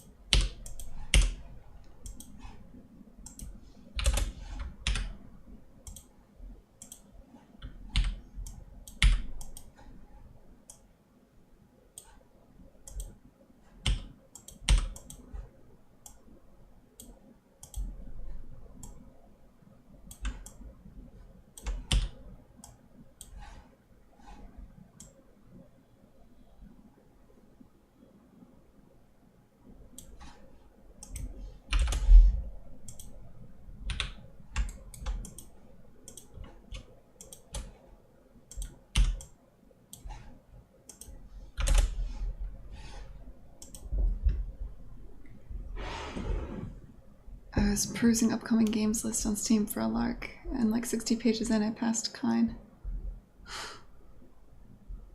There's too much on Steam. Yeah. Well, this goes into another huge conversation of how important is curation, and God, it's interesting. I wish I could. I want to speculate on the future, but I have no idea what's coming. A lot of people are talking about subscription models lately for game distribution. And a lot of people... It's interesting talking to Chris Slight. I know we didn't do the podcast last week, but the week before that, where he couldn't separate the idea of a streaming service and a subscription model in his mind. Because what I've noticed is that's a lot of consumers. A lot of consumers don't think there's going to be a subscription service without also streaming. And I guess the only reason that's unusual, I feel like a lot of people feel that way, and I guess I'm the only one that didn't quite tie those two things together. Because I feel like they are two different problems. Like, on live doesn't necessarily mean you have to be subscription. I think there's a lot of fascinating things going on right now. I'm curious with how Valve fits into the new market. If Discord can take off. I think in general, for a while I was really convinced China would drive things going forward, especially with Tencent making all the acquisitions they did and buying up stock in Epic to such a large degree. But with China just completely shitting the bed with regards to video games, it's really like any motion there has been slowed down significantly because the Chinese government is not approving games. You should know, we've been trying to get The Flame of the Flood out in China for over a year. We are one of the games that are stuck in the never-ending... Like, the government just said no games will be approved for a while, and then a year passed.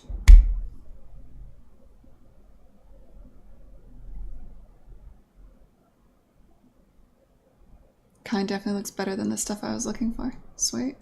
Thanks, Tom. Appreciate it. Valve are going to continue to be full-on libertarian do-nothings. Oh, whatever. I don't know. It's hard. I mean, I put myself in their shoes and I don't always know exactly what to do either. I mean, there's got to be a certain amount of...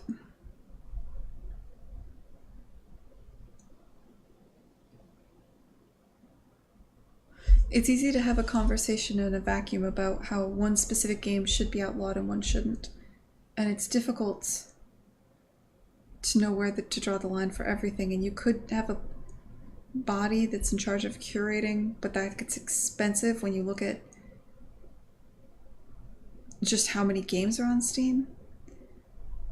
The second you have a body that's curating, you also slow things down. Like, when you look at why people are so pissed at Microsoft and PS4 over the years, it's been because going through cert takes forever. Well, one of the things they do when you're going through cert is this kind of, does this game have nudity? Is it, like, make sure this game is okay for our platform? Not only is it extremely expensive for Microsoft and Sony to do that, and Valve would rather not pay those bills, it's also... it pisses off developers. It pisses off a lot of people. Steam is extremely easy to work with as a developer, for the most part. But yeah, some crap gets on there. Obviously, a lot of crap. Not just in the terms of, like, games that are not good, just games that are offensive, games that are actually porn. And the line between... That's a really hard line to draw. Like, they can't say they have no curation, especially with VR coming... Like, if you look at where the money is in VR, it's not in, like, your fucking PG-13 goddamn games. Like, people who are investing in VR are heavily also leveraged in the porn industry. The reason VR is going to take off is because of that industry. So that's going to be an interesting thing to slam into Steam. And Steam does not want to be the marketplace that's part of those particular virtual experiences. Which means very soon they're going to have to really come up with, like, a guideline of what is sexually explicit content versus not, and so forth. People associate subscription with streaming? Yes. There was a whole podcast about that a week and a half ago. Porn helped drive for VHS versus beta back in the day. I don't doubt it. I mean, it's a huge market. It's a bigger market than the games industry in a way. But I mean, the line between what is a game and what's a movie and what's an interactive entertainment, a lot of that's going to change, especially with VR. And Valve knows that. And you get the, Valve was interested in streaming stuff at one point because they did that Steam Link thing, which is kind of like streaming your PC to your living room. That was our living room play. But they don't have the back-end infrastructure to compete in a world where people want their games streamed. And if you do enter a world where people want their games streamed, like all these CEOs and people are talking about, to do that you need a massive amount of hardware. You need a massive, like you just have to have a shit ton of servers, right? Like you just got to be able to have computers running these games. And there's a lot of tech giants that have that. Steam is not one of those. So Steam can't be competitive in the streaming market, not unless they ally with somebody else like Amazon or somebody. So if Steam is not going after streaming, what are they going after? How are they going to keep up? I actually think they're probably a little bit scared right now. If I was them, I'd be. Given the direction that people are saying the market's moving, given that Epic just pulled a shit ton of people to their own platform, given that, I don't know. I'm just not convinced they're going to be, in 5 or 10 years, they're going to necessarily be the market leader unless they change slightly. And Discord just made a massive play to eat their lunch. Because Steam never bothered to do a lot of the things that Discord does for gamers, so. Not that that was clear, like it's clear in hindsight, but there was no way to know ahead of time that Steam needed to do that.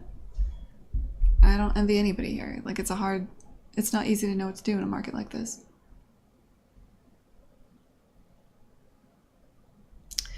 VHS were cheaper than Beta, but Beta looked better, but the porn industry helped drive sales of VHS.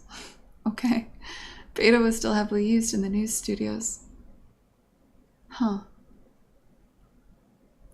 Well, now we're all on DVDs, so Blu-ray.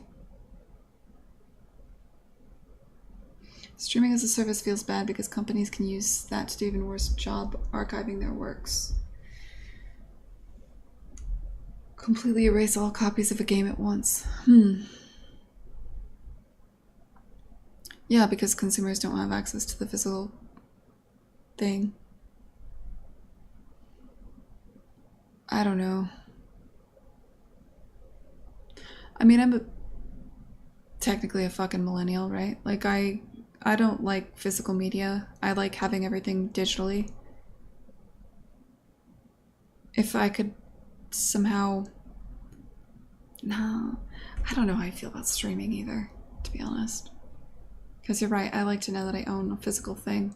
Like not a physical thing, but like I like to know that my tiny ass hard drive has all the games.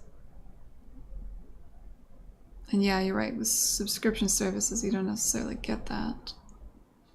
It does feel weird.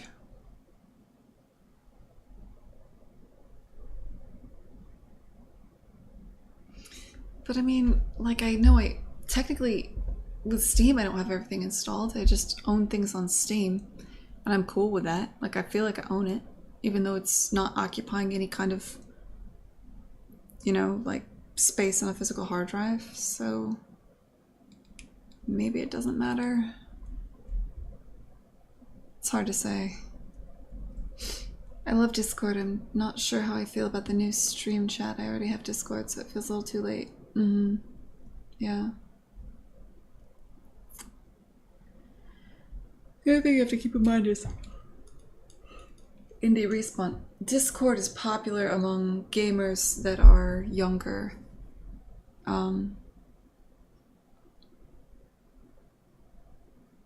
don't know where I'm going with this. Gamers in their late 30s, specifically console gamers, don't know about Discord and only know about Slack because they have it at work. I'm not sure about the Steam market. I suspect Steam's market skews towards slightly older than, say, like Fortnite is surprisingly good among children. I don't know how that impacts things. It could be that a lot of the people that use Steam don't have Discord or don't use it regularly. Especially if they don't play, well, I don't know. I don't know what drives Steam sales. I think most people that play on Steam play a shit ton of Dota, right? They must have something like Discord. So I guess I have no idea.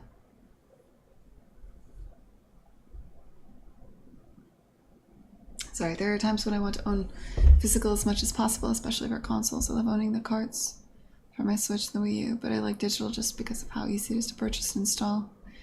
Don't like Nintendo's online practices. If my Switch were to die, I have to rebuy the game on the new system. Really? Fuck that. Wow, that's bullshit.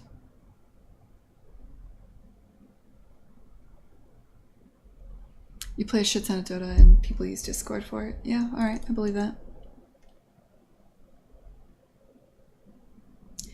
I like GOG as a, like in theory, Madam Hermit, but I've got to say, like, the only reason I'm bitter about it is extremely,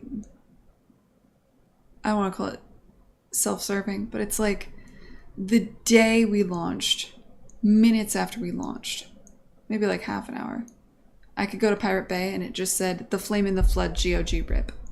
Like instantly people ripped the GOG copy and put it on Pirates Bay, and I know they'll do it no matter what. But like, that's why I think if I was, I mean, I don't talk about it at work, but I think for the next game we might delay a week or two before we come out on GOG versus Steam. Just so it's not like literally the second you launch. I don't know, that just feels kind of cold. I feel like if you're gonna pirate a game, that's fine, but maybe you should have to wait a week.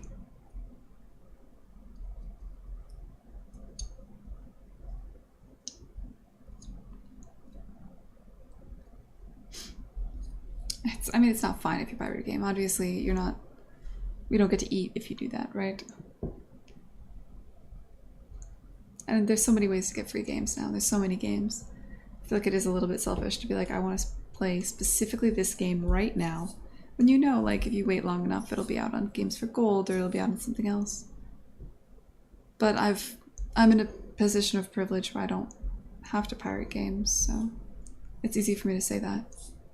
I don't know the situation of somebody who does. Very soon, I think they will stop physical discs and cards and just cut down to, yeah, go all digital. Yeah, I mean, people have been thinking that forever. Yeah, I buy everything on sale too, Oddwell. I'm the same way. I'm a game developer, so sometimes I get games for free just because it's like, maybe I'm part of something that's judging something, or maybe my friend is working in the game and so I get to play it for free. And in reality, I don't have a lot of time to play games, so I do get a lot of free games too. I looked it up, apparently I was wrong. If you lose your Switch or it's stolen, you have to call Nintendo and go through a whole thing for them to deactivate your accounts and put those downloads on a new account in the new system. Okay. So it's possible. Still sucks that it's a whole ordeal.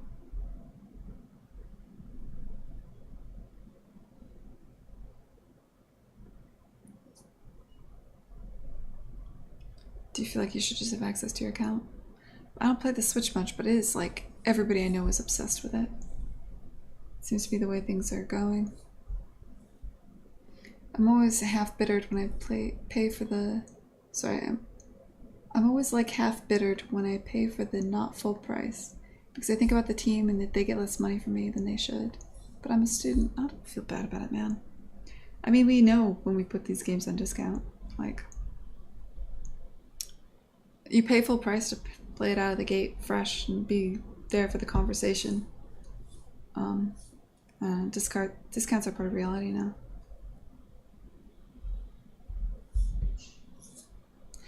Other things are part of reality too, like Games for Gold and subscription services, putting your stuff up there.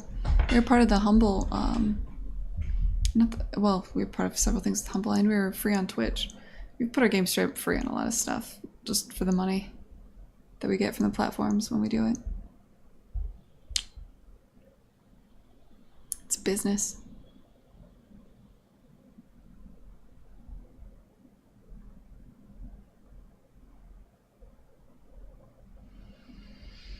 Cultural capital is a thing. Being able to discuss and be in the know about games is important for a lot of people. Yeah. Or it's like when for certain games that are really good, you want to play it right when it comes out to talk about it, especially AAA games, right? Similar way to like when you're at work and everybody's talking about Game of Thrones. You're like, oh, shut up! I haven't seen that episode yet. You want to be able to see it right when it comes out. You want to be able to talk about the thing that just came out. I think that's been something that's been the reserve of only AAA games, but you're starting to see it a lot more with other games too. Like, it sucked not playing Into the Breach right when everybody else did, because everybody wanted to talk about it, and by the time I play it, nobody will want to talk about it, you know?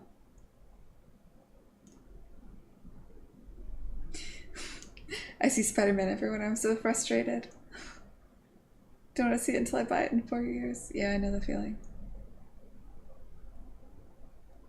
Because it's fun to be I guess what it comes down to is certain games pierce through the culture, you know what I mean? And it becomes the thing that people are talking about. And you do see that sometimes with indie games. Maybe only in my sphere though, right? Like, probably, you know, like people in the gym aren't talking about Into the Breach, but they're probably talking about Spider-Man. They're doing the Fortnite dance in between sets.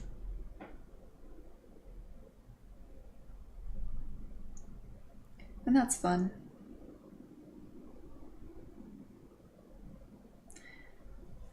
The fun thing about the flame, like, if I'm talking to people who aren't in the games industry, I talk about the time I worked on Bioshock Infinite. When I talk to people who are in the industry, I talk about the Flame of the Flood. Because we've reached a point where, like, most of the industry is... It's one of those things where indie games tend to be played by other game developers a lot. And that's just really fun and fulfilling in a way. Because it's not... It's kind of like... how musicians that are really famous, if you ask them what they listen to, it's like some kind of indie stuff you've maybe never heard of unless you're also a musician. I think that's what indie games are. They're usually played by other game developers a lot. Oh, Jesus. Thank you, Indie Respawn. I appreciate it, man. Yeah, the football Fortnite thing was so good. So good. I can't believe that's really penetrated the culture. The fucking Fortnite thing. Jesus. That was beautiful. I obviously don't. I watch football because I have to sometimes, because I moved to Boston. It's hard to explain. You just have to know a certain amount about sports if you're going to live in Boston. Specifically, the Pats. If you don't, it's weird. You're not allowed to not know certain things about the Pats. Sports is religion here, but bigger, because you don't get, you know, people don't judge you based on your religious beliefs so much here. I don't know what I'm saying. You gotta fucking know things about sports in Boston. They don't fuck around here. Like, they'll get mad about it.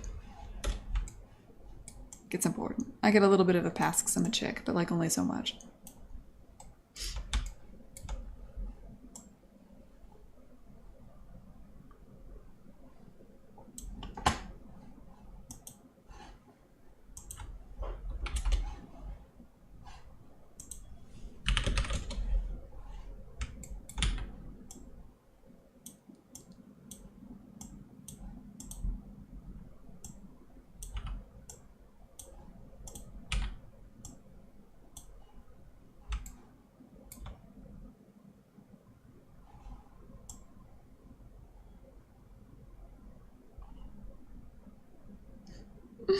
You were walking around Boston with a Detroit Lions hat? That's not the worst thing you could do.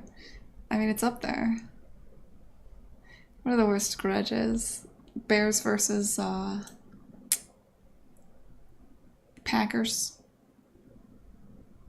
I think you might get more shit for that, I will say. I don't think the Pats really have anybody they hate. Pats fans don't really hate anybody because they consider themselves the best. You did a thing?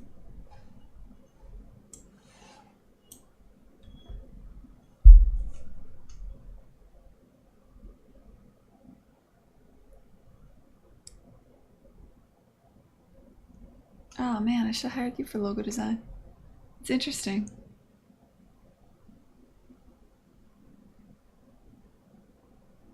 I like it. I do want something that hits the art style too, though. Like, I like... Oh, I see. But in a handwritten way, yeah.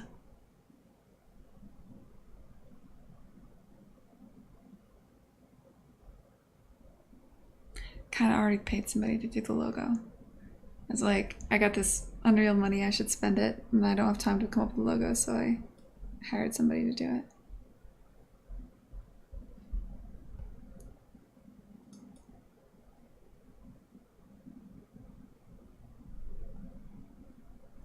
Interesting idea, though. I like this font choice, too. Because you know what I hate, really, is... I have no idea what I'm going to do for the font for the game. I thought I'd do something that was kind of like a scribble, but it,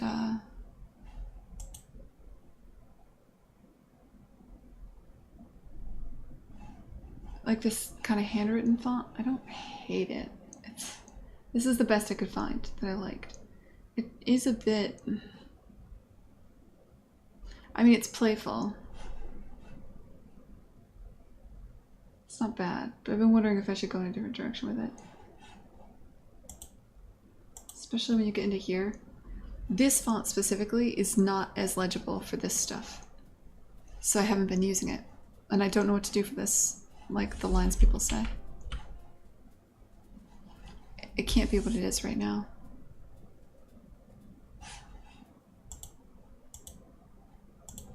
But it's gotta be something you can read quickly and something easy, maybe something like this.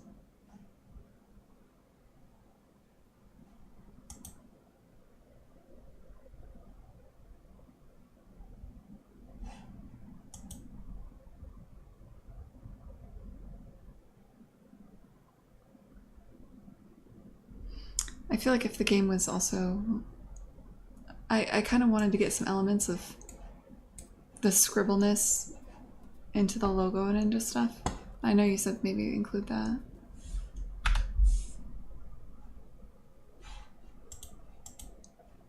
Thanks for doing that, that's interesting. Ray March. Thank you. Oh, Jesus, I wonder what the secret sauce is for Fortnite's popularity. Like, when it was the original game, it was a lot of fun and cool, like tower defense mode. Then the Battle Royale stuff. Did it explode because it was the first on console before PUBG? Or is it the art style? Like, what caused it to enter the zeitgeist of modern gaming culture? Well, your parents know about it because everybody's playing it, and everybody's playing it because the reality is... two things. PUBG did have a lot of bugs. It was very glitchy, and it was very difficult for a lot of people to get into because of that. Also, there's, I would say PUBG has an art style that will appeal to core gamers, and Fortnite has an art style that's very approachable specifically to, not necessarily kids, but you'll see there's a trend, I feel, where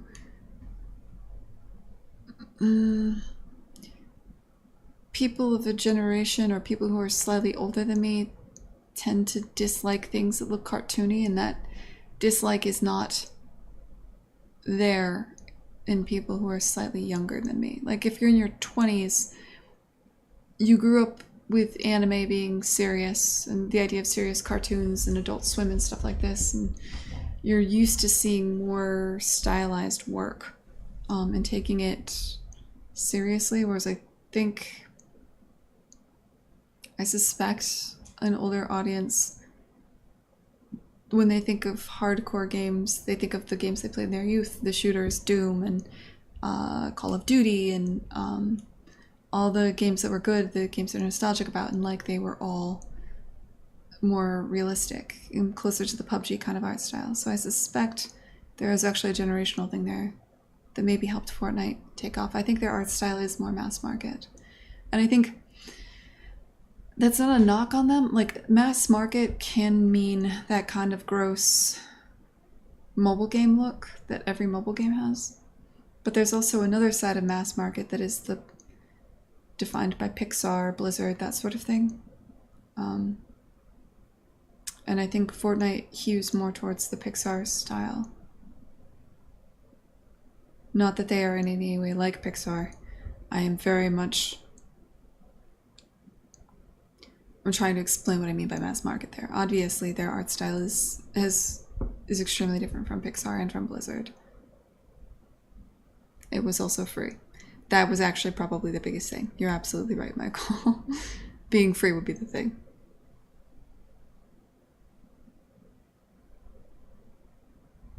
You think the dialogue could go with a comic-like font? Interesting. Shit, I've missed a bunch of stuff.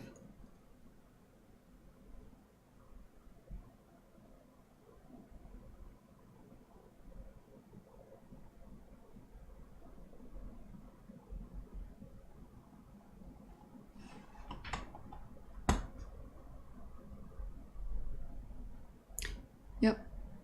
Fortnite was accessible, stable, polished, family-friendly. They were much better with the younger crowd. Simply had a higher skill ceiling.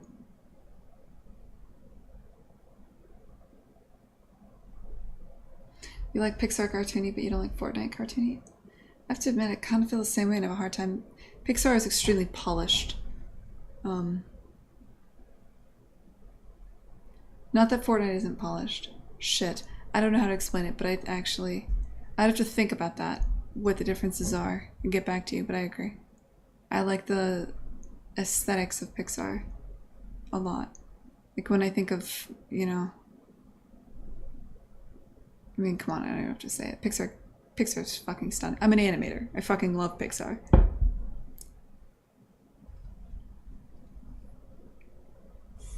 Anyway. Comic book font. You think a comic book font would work?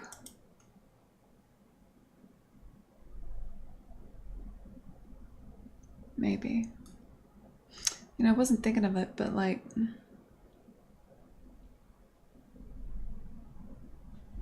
like this. Is there an example with lowercase? I don't want to have an all caps game. Oh, comics is...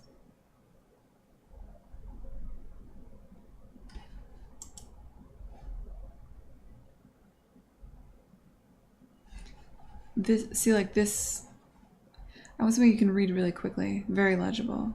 Maybe this.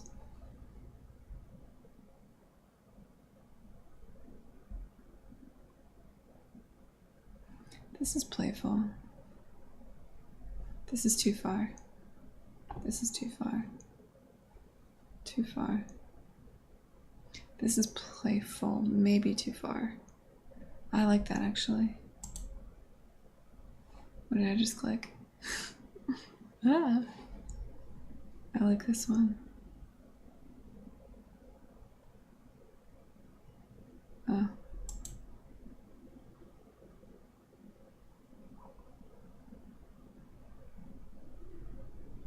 I like this one a lot.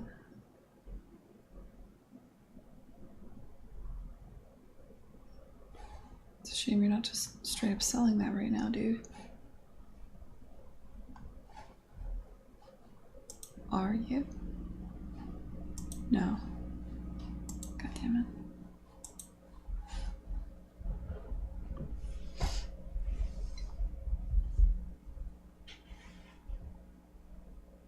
Coco.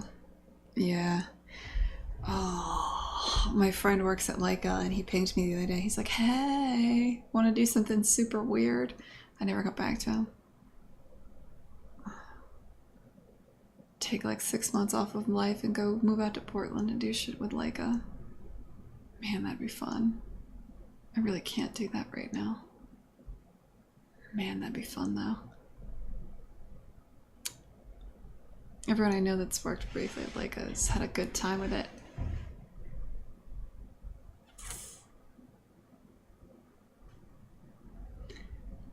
Firewatch Campo Santo looks beautiful. I like what they're yeah.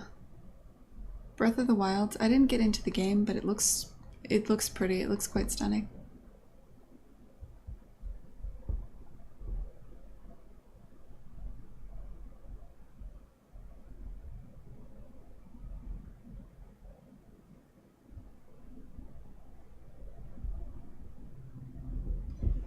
I don't want to shit on a game and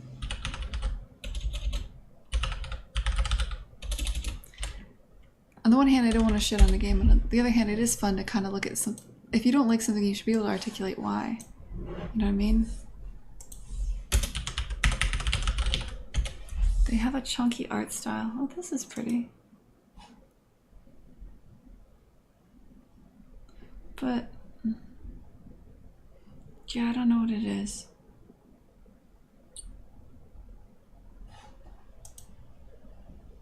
I've never really looked at their environments though. When I was thinking I'm not a fan of their art style, I was thinking their character art.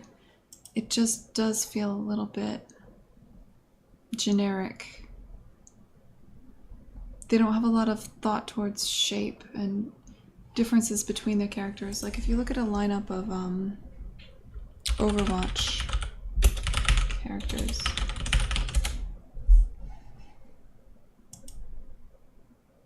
Look at how distinct and visual these silhouettes are. Not just in their posing, but just in everything. The tiny head, huge. Like if this was black and white, you would be able to pick out a character. You know what I mean? And I know like it's a different game. It's a character-based shooter. But like the silhouettes are so starkly different. And they're meaningful. Like you can look at a silhouette and have an idea of what that character does. Big beefy bruiser, you know, small, light, quick attacker. Dwarf. I don't know. But you kind of just... You can pick out something and have an idea of what it's going to be. I don't play either Fortnite or Overwatch. But if I look at like the Fortnite characters...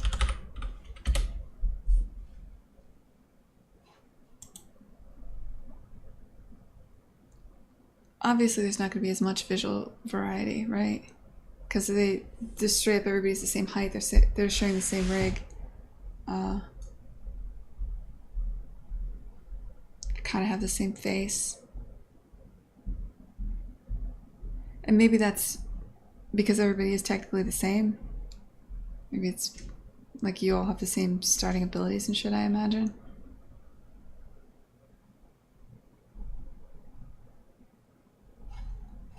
Let's see. Let's PUBG characters.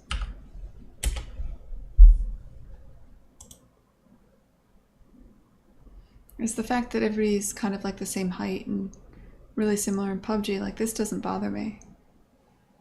I think if something's hewing realistic, I don't mind if the proportions aren't pushed to be very different. But if something's pushing stylized, I feel like if you're going to go there stylized, your shapes should be stylized. Your height variation should be pushed.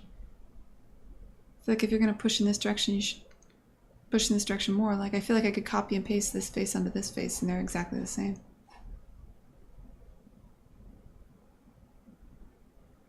That being said, I'm critiquing the art from the most successful game in the world right now, so you should probably just fucking ignore me. Like, this game is doing super well. Super well. This game is doing extraordinarily well. Like... Nothing I say matters.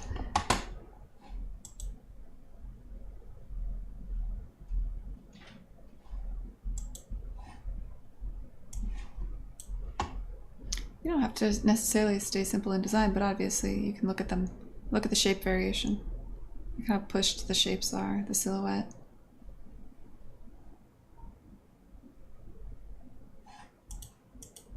And you could definitely say the same thing about Overwatch.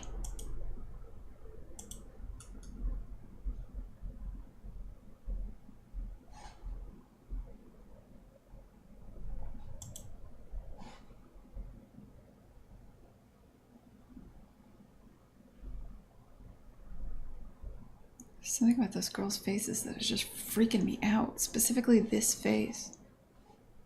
Like that one doesn't bother me. None of the other faces bother me, but these two. There's something about them, man.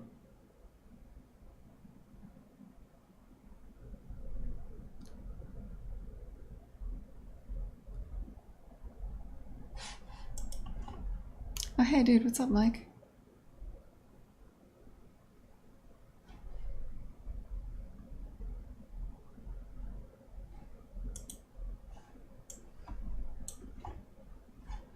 They have too much going on. Well, on the other hand, you need to give people the ability to express themselves and put in flair. People like that. They like being able to make their characters look like them or look like something crazy. Everyone has to have a similar silhouette because of gameplay. Well, there you go.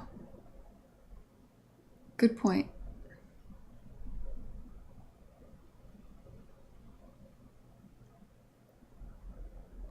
Absolutely.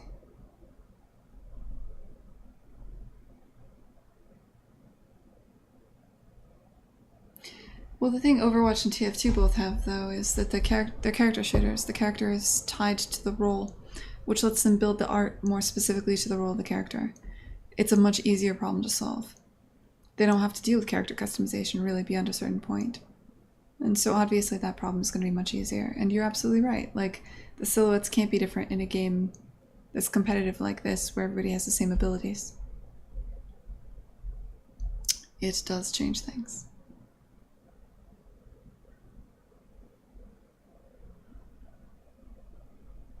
Yep, Pete Cooper just said that too.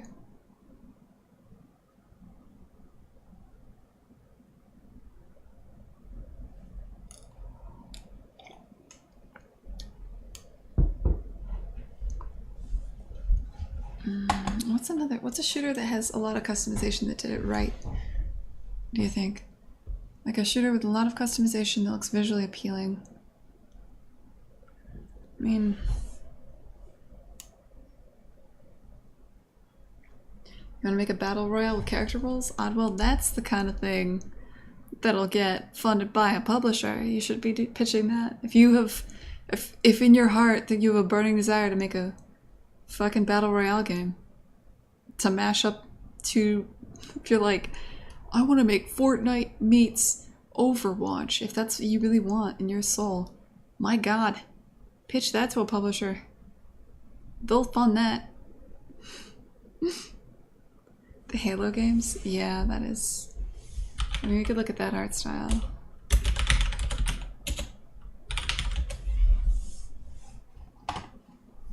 Yeah. I've never been into, like, the mech stuff. It's weird because I love sci-fi TV and movies, and sci-fi setting in a video game has never made it for me, with the one clear exception of Mass Effect. And even that, I didn't really care for the character art that much. I mean, I did like I liked Mass Effect, fuck. But this is just like, oh look, generic shooter game.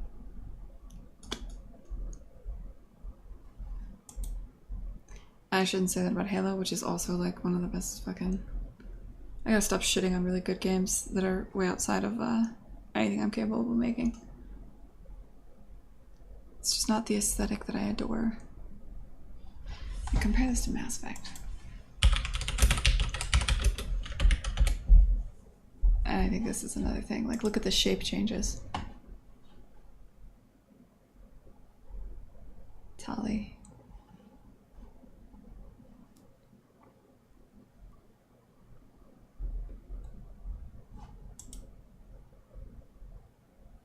That's sci-fi done right. Not just dudes in suits. Destiny did pretty well too, right? Destiny lets you really customize your characters too. You can look wildly different, can't you? Like, you can be like a robot with one eye at one point. Yeah, I don't play Destiny, but I bet this has... Like, I'm still, like, not super into mech stuff, but, like, this is appealing. In variety of shapes and shit. Are they a character-based shooter? Everybody can do basically the same stuff, right? But they've got, like, warlock and kind of roles. I should be asking questions I'm not reading.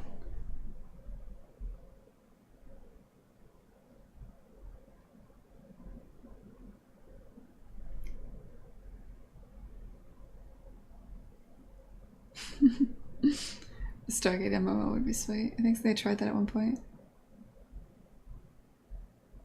Quake Champions. I know nothing about that game. Destiny is PvE. Oh, whoops. It's multiplayer PvE then? My bad. Good point. That is cheating. Isn't that Overwatch? compares.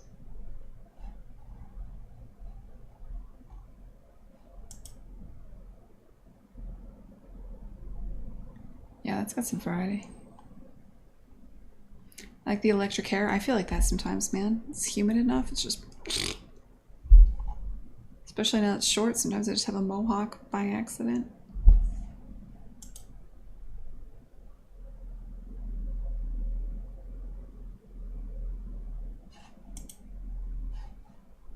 Wonder if I like this more just because I keep seeing more women in it. Like if it's got a subconscious thing. Oh yeah, it could be like a fucking angry ass reptile thing. Oh my god, they should take Teenage Mutant Ninja Turtles and make them actually like gnarly ass reptiles. Like what if Teenage Mutant Ninja Turtles was like somebody did an extreme take on it? Where they had like shells and they looked like fucking monsters. I really changed the game. Oh, then now there's bunny ears. Well, you gotta make your money. Okay. You know what? Reptiles need to have a little play bunnies too. I never know. Need love. There we go. Standard video game. Check with tit armor. That's not going to protect you. You've exposed all the vital stuff, but I mean, also, I think it'd be cold. I don't want that. It's frigid. What else we got here? Yeah, I'll give it to you. This is some different art. Is there a lineup of just all of them? Check Warframe. I come back after a couple hours and my chatbot is trying to produce "The cat likes to watch birds through the window." What the fuck?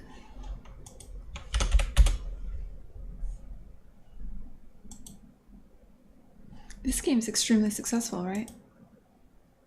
Ooh, shit.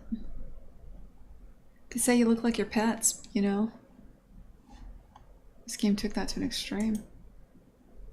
This is different art. This is not mech art I hate. Yeah, if more mech games looked like this, I'd be way into them. What the fuck even is this? Oh, weird. Oh, this is so weird.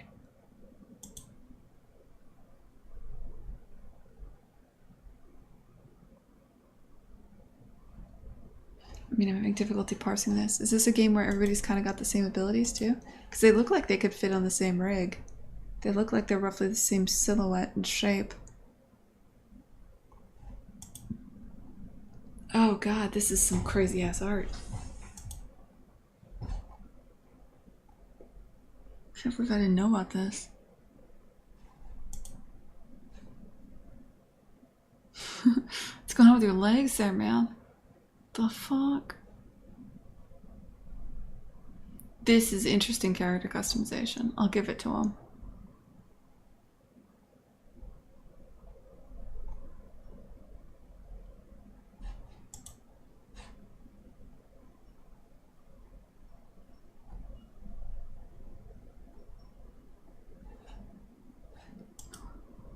Okay, well.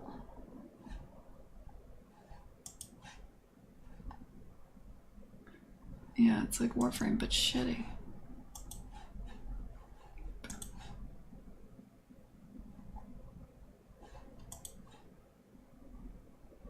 Weird direction. I feel like they were looking at bugs and shit when they were coming up with some of this stuff. Like, it feels weirdly organic.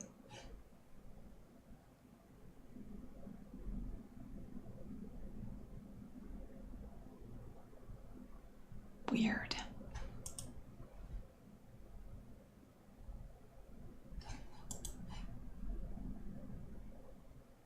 Weird.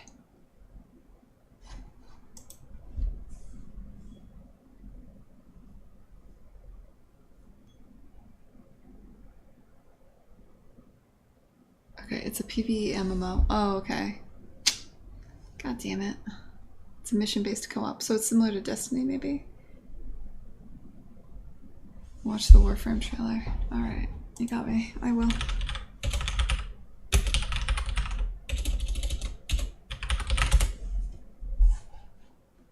This one from 2013.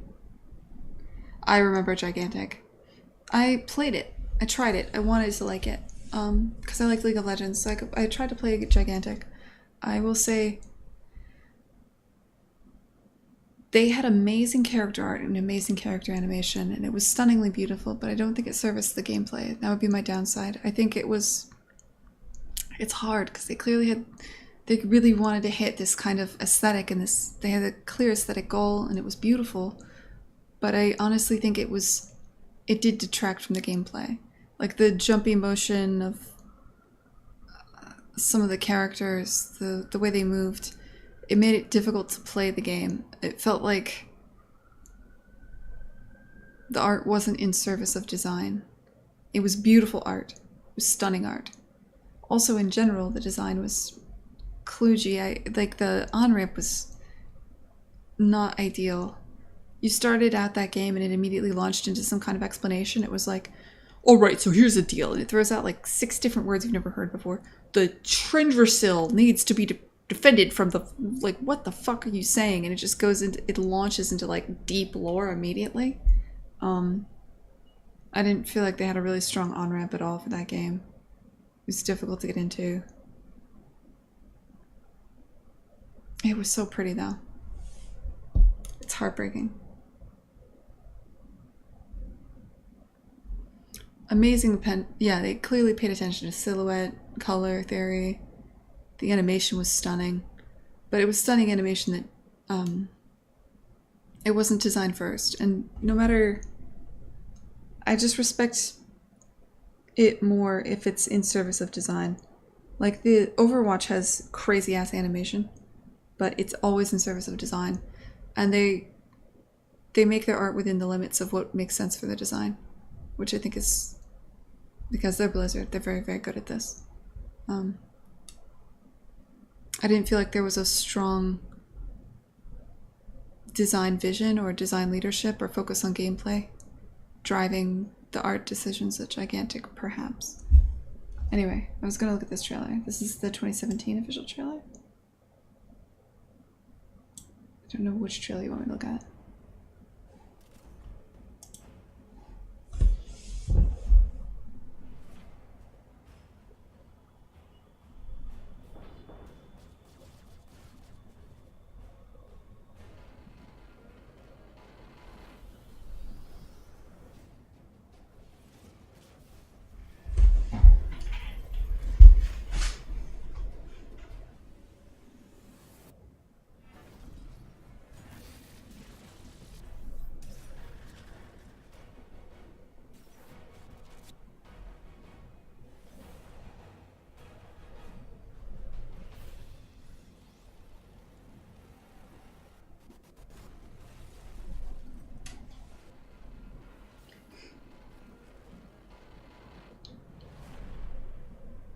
Wow.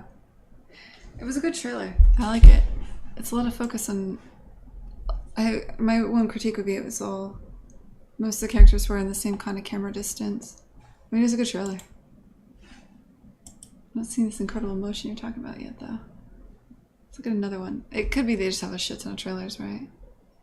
And these are meant for people who already played the game and know what they're looking for.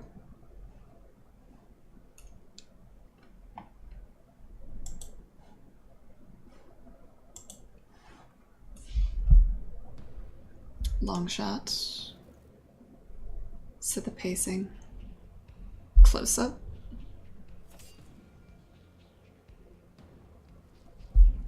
Foreground, background.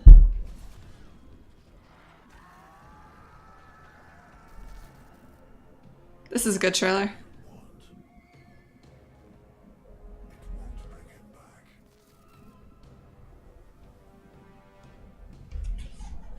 Shit, bitch, that's a good trailer. Yeah. I'll watch that again.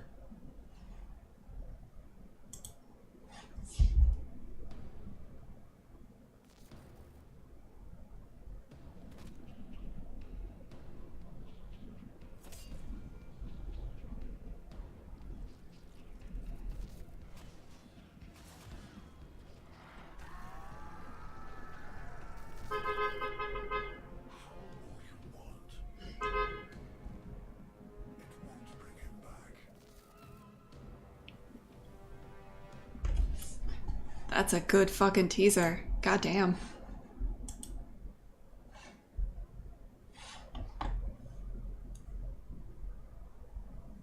Oh, what made it good? Oh, just the pacing of it. All of it. The foreground, midground, the way they controlled your eye. They kept your eye in kind of like one place. I don't know, it was just good. It was short, it was sweet. It told a story.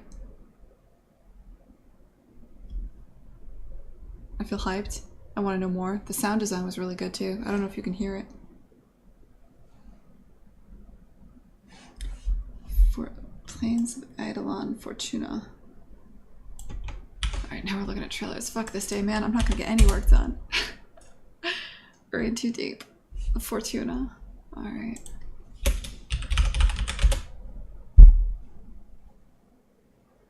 Trailer.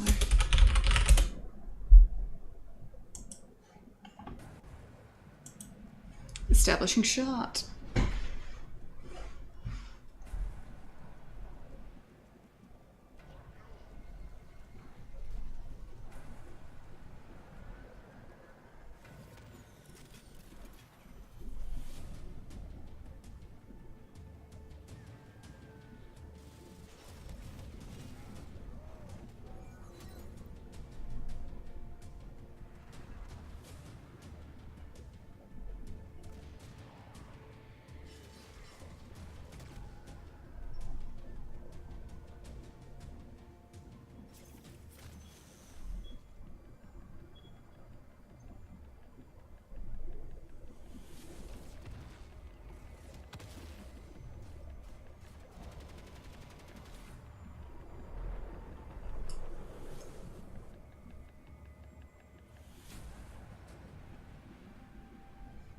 That's good.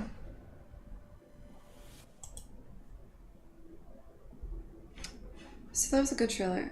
I mean, there's a lot of things they could have done there. They could have pushed it further. Like if, say what if they set this expectation where it's like, boom, and you see you're always going right, boom, and then you're going right, boom, you're going right, boom, and now all of a sudden, like, you're going left. Something like that. Something that kind of changes expectations a little or switches it up or has some kind of, like, pacing to it, I would argue might be more interesting. It wasn't a bad trailer. It was a good trailer. It just wasn't a great trailer. You know what I mean? Also didn't have a story to tell. This was more focused on showing off gameplay. Like, it was a good trailer. I think their other one was, like, really, really good, though. What are we looking at here? Dawn of War 3? Yeah, and if the things you're looking at are, oh shit, we fly now? That was probably a good trailer.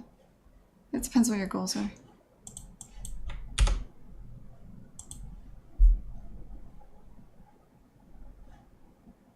Oh my god, it's a 7-minute trailer? It's excessive. That can't be right. Which of these is it? Link me exactly the trailer you want to watch, Karopi. I'll check it out. Because there's quite a few.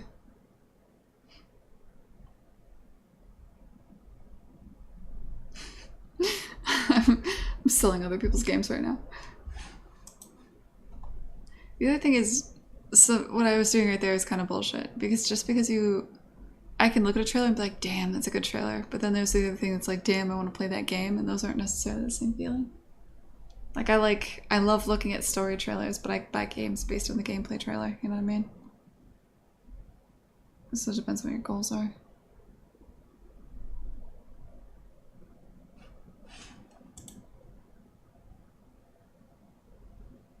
Like the trailer, Karopi, you're killing me, man.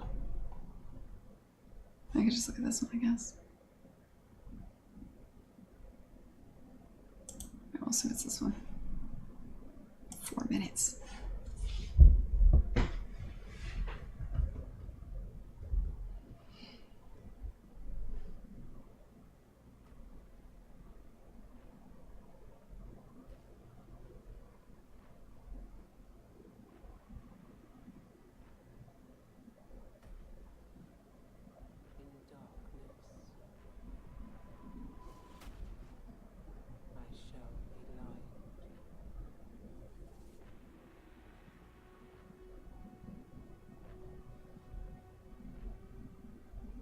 Oh, this cost money. In times of doubt,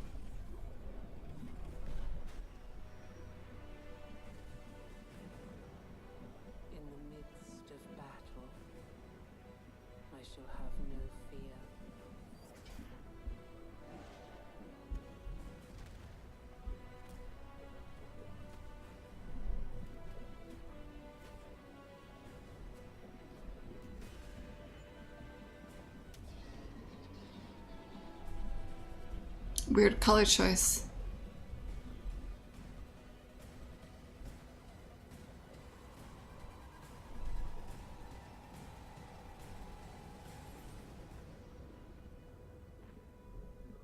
In the face of death, I shall have no remorse.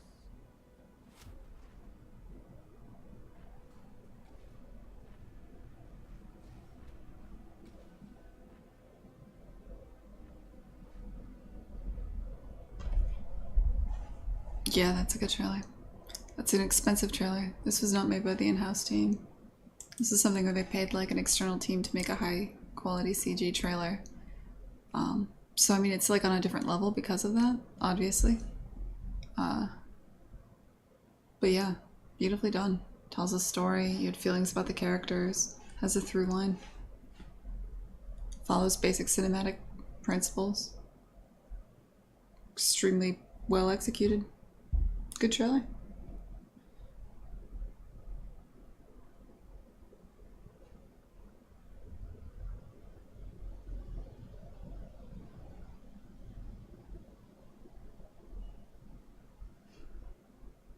Was it Blair? Yeah. I feel like Blair makes fucking everything. It's the go-to in the games industry. Yeah. It's fun to look at that stuff.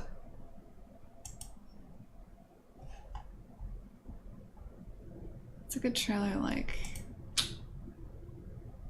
Let me think.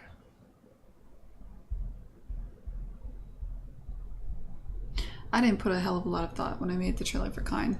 And I should probably already start thinking about the next trailer. I haven't yet.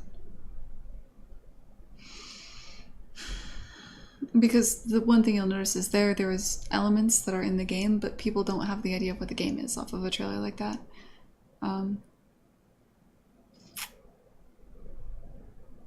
It definitely establishes a vibe and a feel and a mood, which is good. Which is not, when people say story trailers, that doesn't necessarily mean there has to be a story. Like, Kine doesn't have a story, but the first trailer sells a vibe and a mood and a theme. That's kind of, your first trailer should usually do that. And then usually your next trailer is the one that showcases gameplay. And if you're an indie studio, you probably make your gameplay trailer largely in-house, or you get like a person to record video footage and stuff. God, it's a lot of work. It's fun. It's like a lot of fun, but it's also a lot of work. How long have I been at Google now? I think I've decided I was just gonna fuck around until lunch. And as soon as I decided that, which I think was about 2 trailers ago, I stopped caring about. So if you're here to watch Unreal Engine development, I'm sorry, you're late. I did the thing I meant to do today.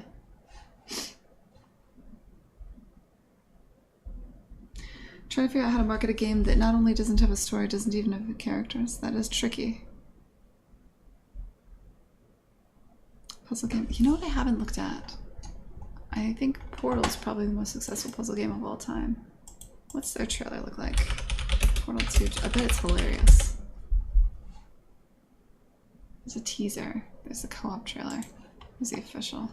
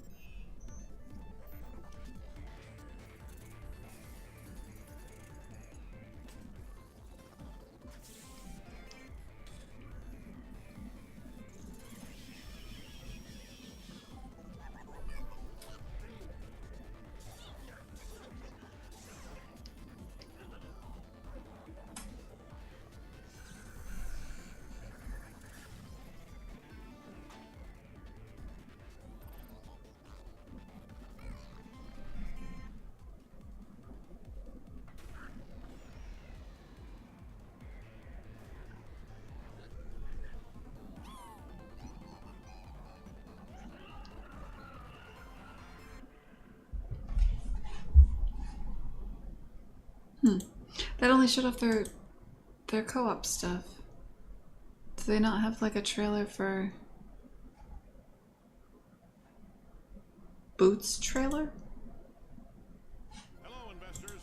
Cave Johnson here. Ah. Now, I know you've sunk a lot of money into the dual portal device, but I'm here to tell you we're not banging rocks together over here. We know how to make a quantum space hole.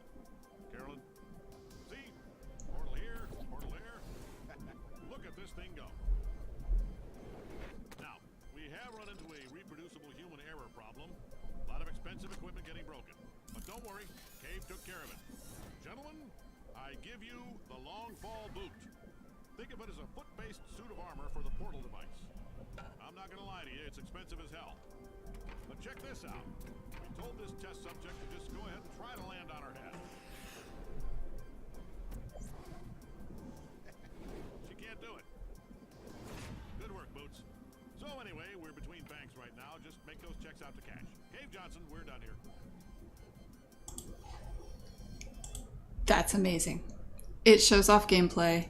It's funny. It's in the voice of the game.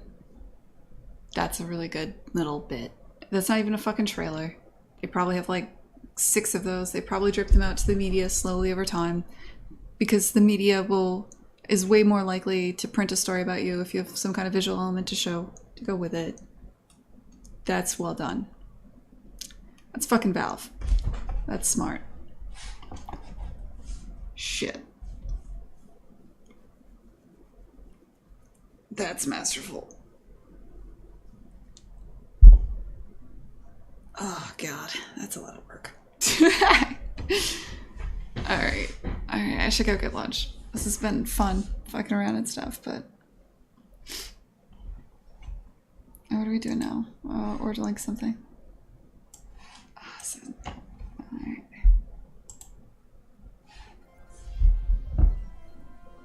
Cave Johnson here. This is a test chamber. 4 walls, ceiling and a floor.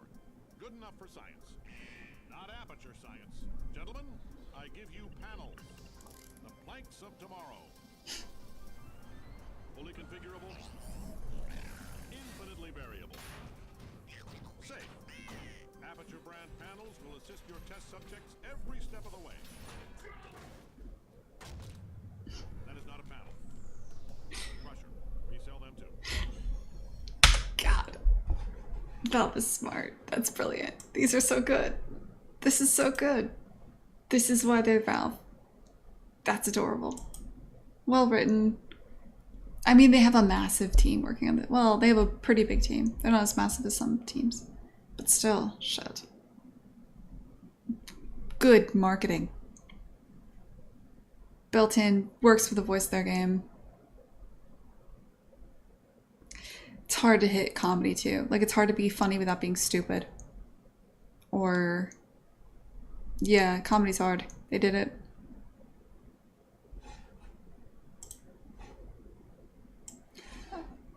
Oh, you're still pitching this. I hired somebody to do this, man. I can't.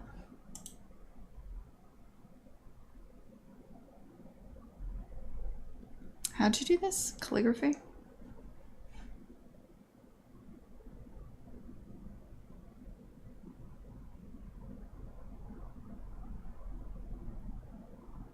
Yeah, it just kind of looks a bit fuzzy for some reason.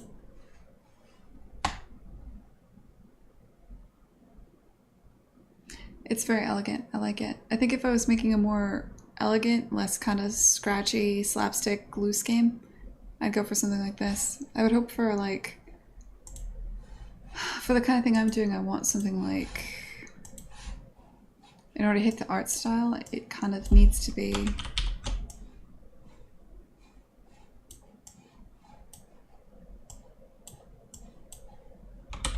not this terrible.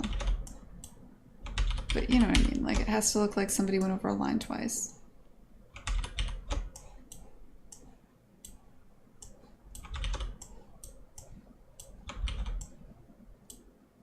Just to sort of match the art style.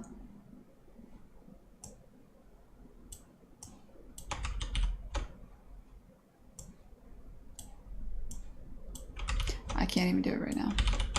I'm not even gonna try. That's why This is the first thing I paid someone to do, other than the music. So we're gonna let my marketing person make my logo.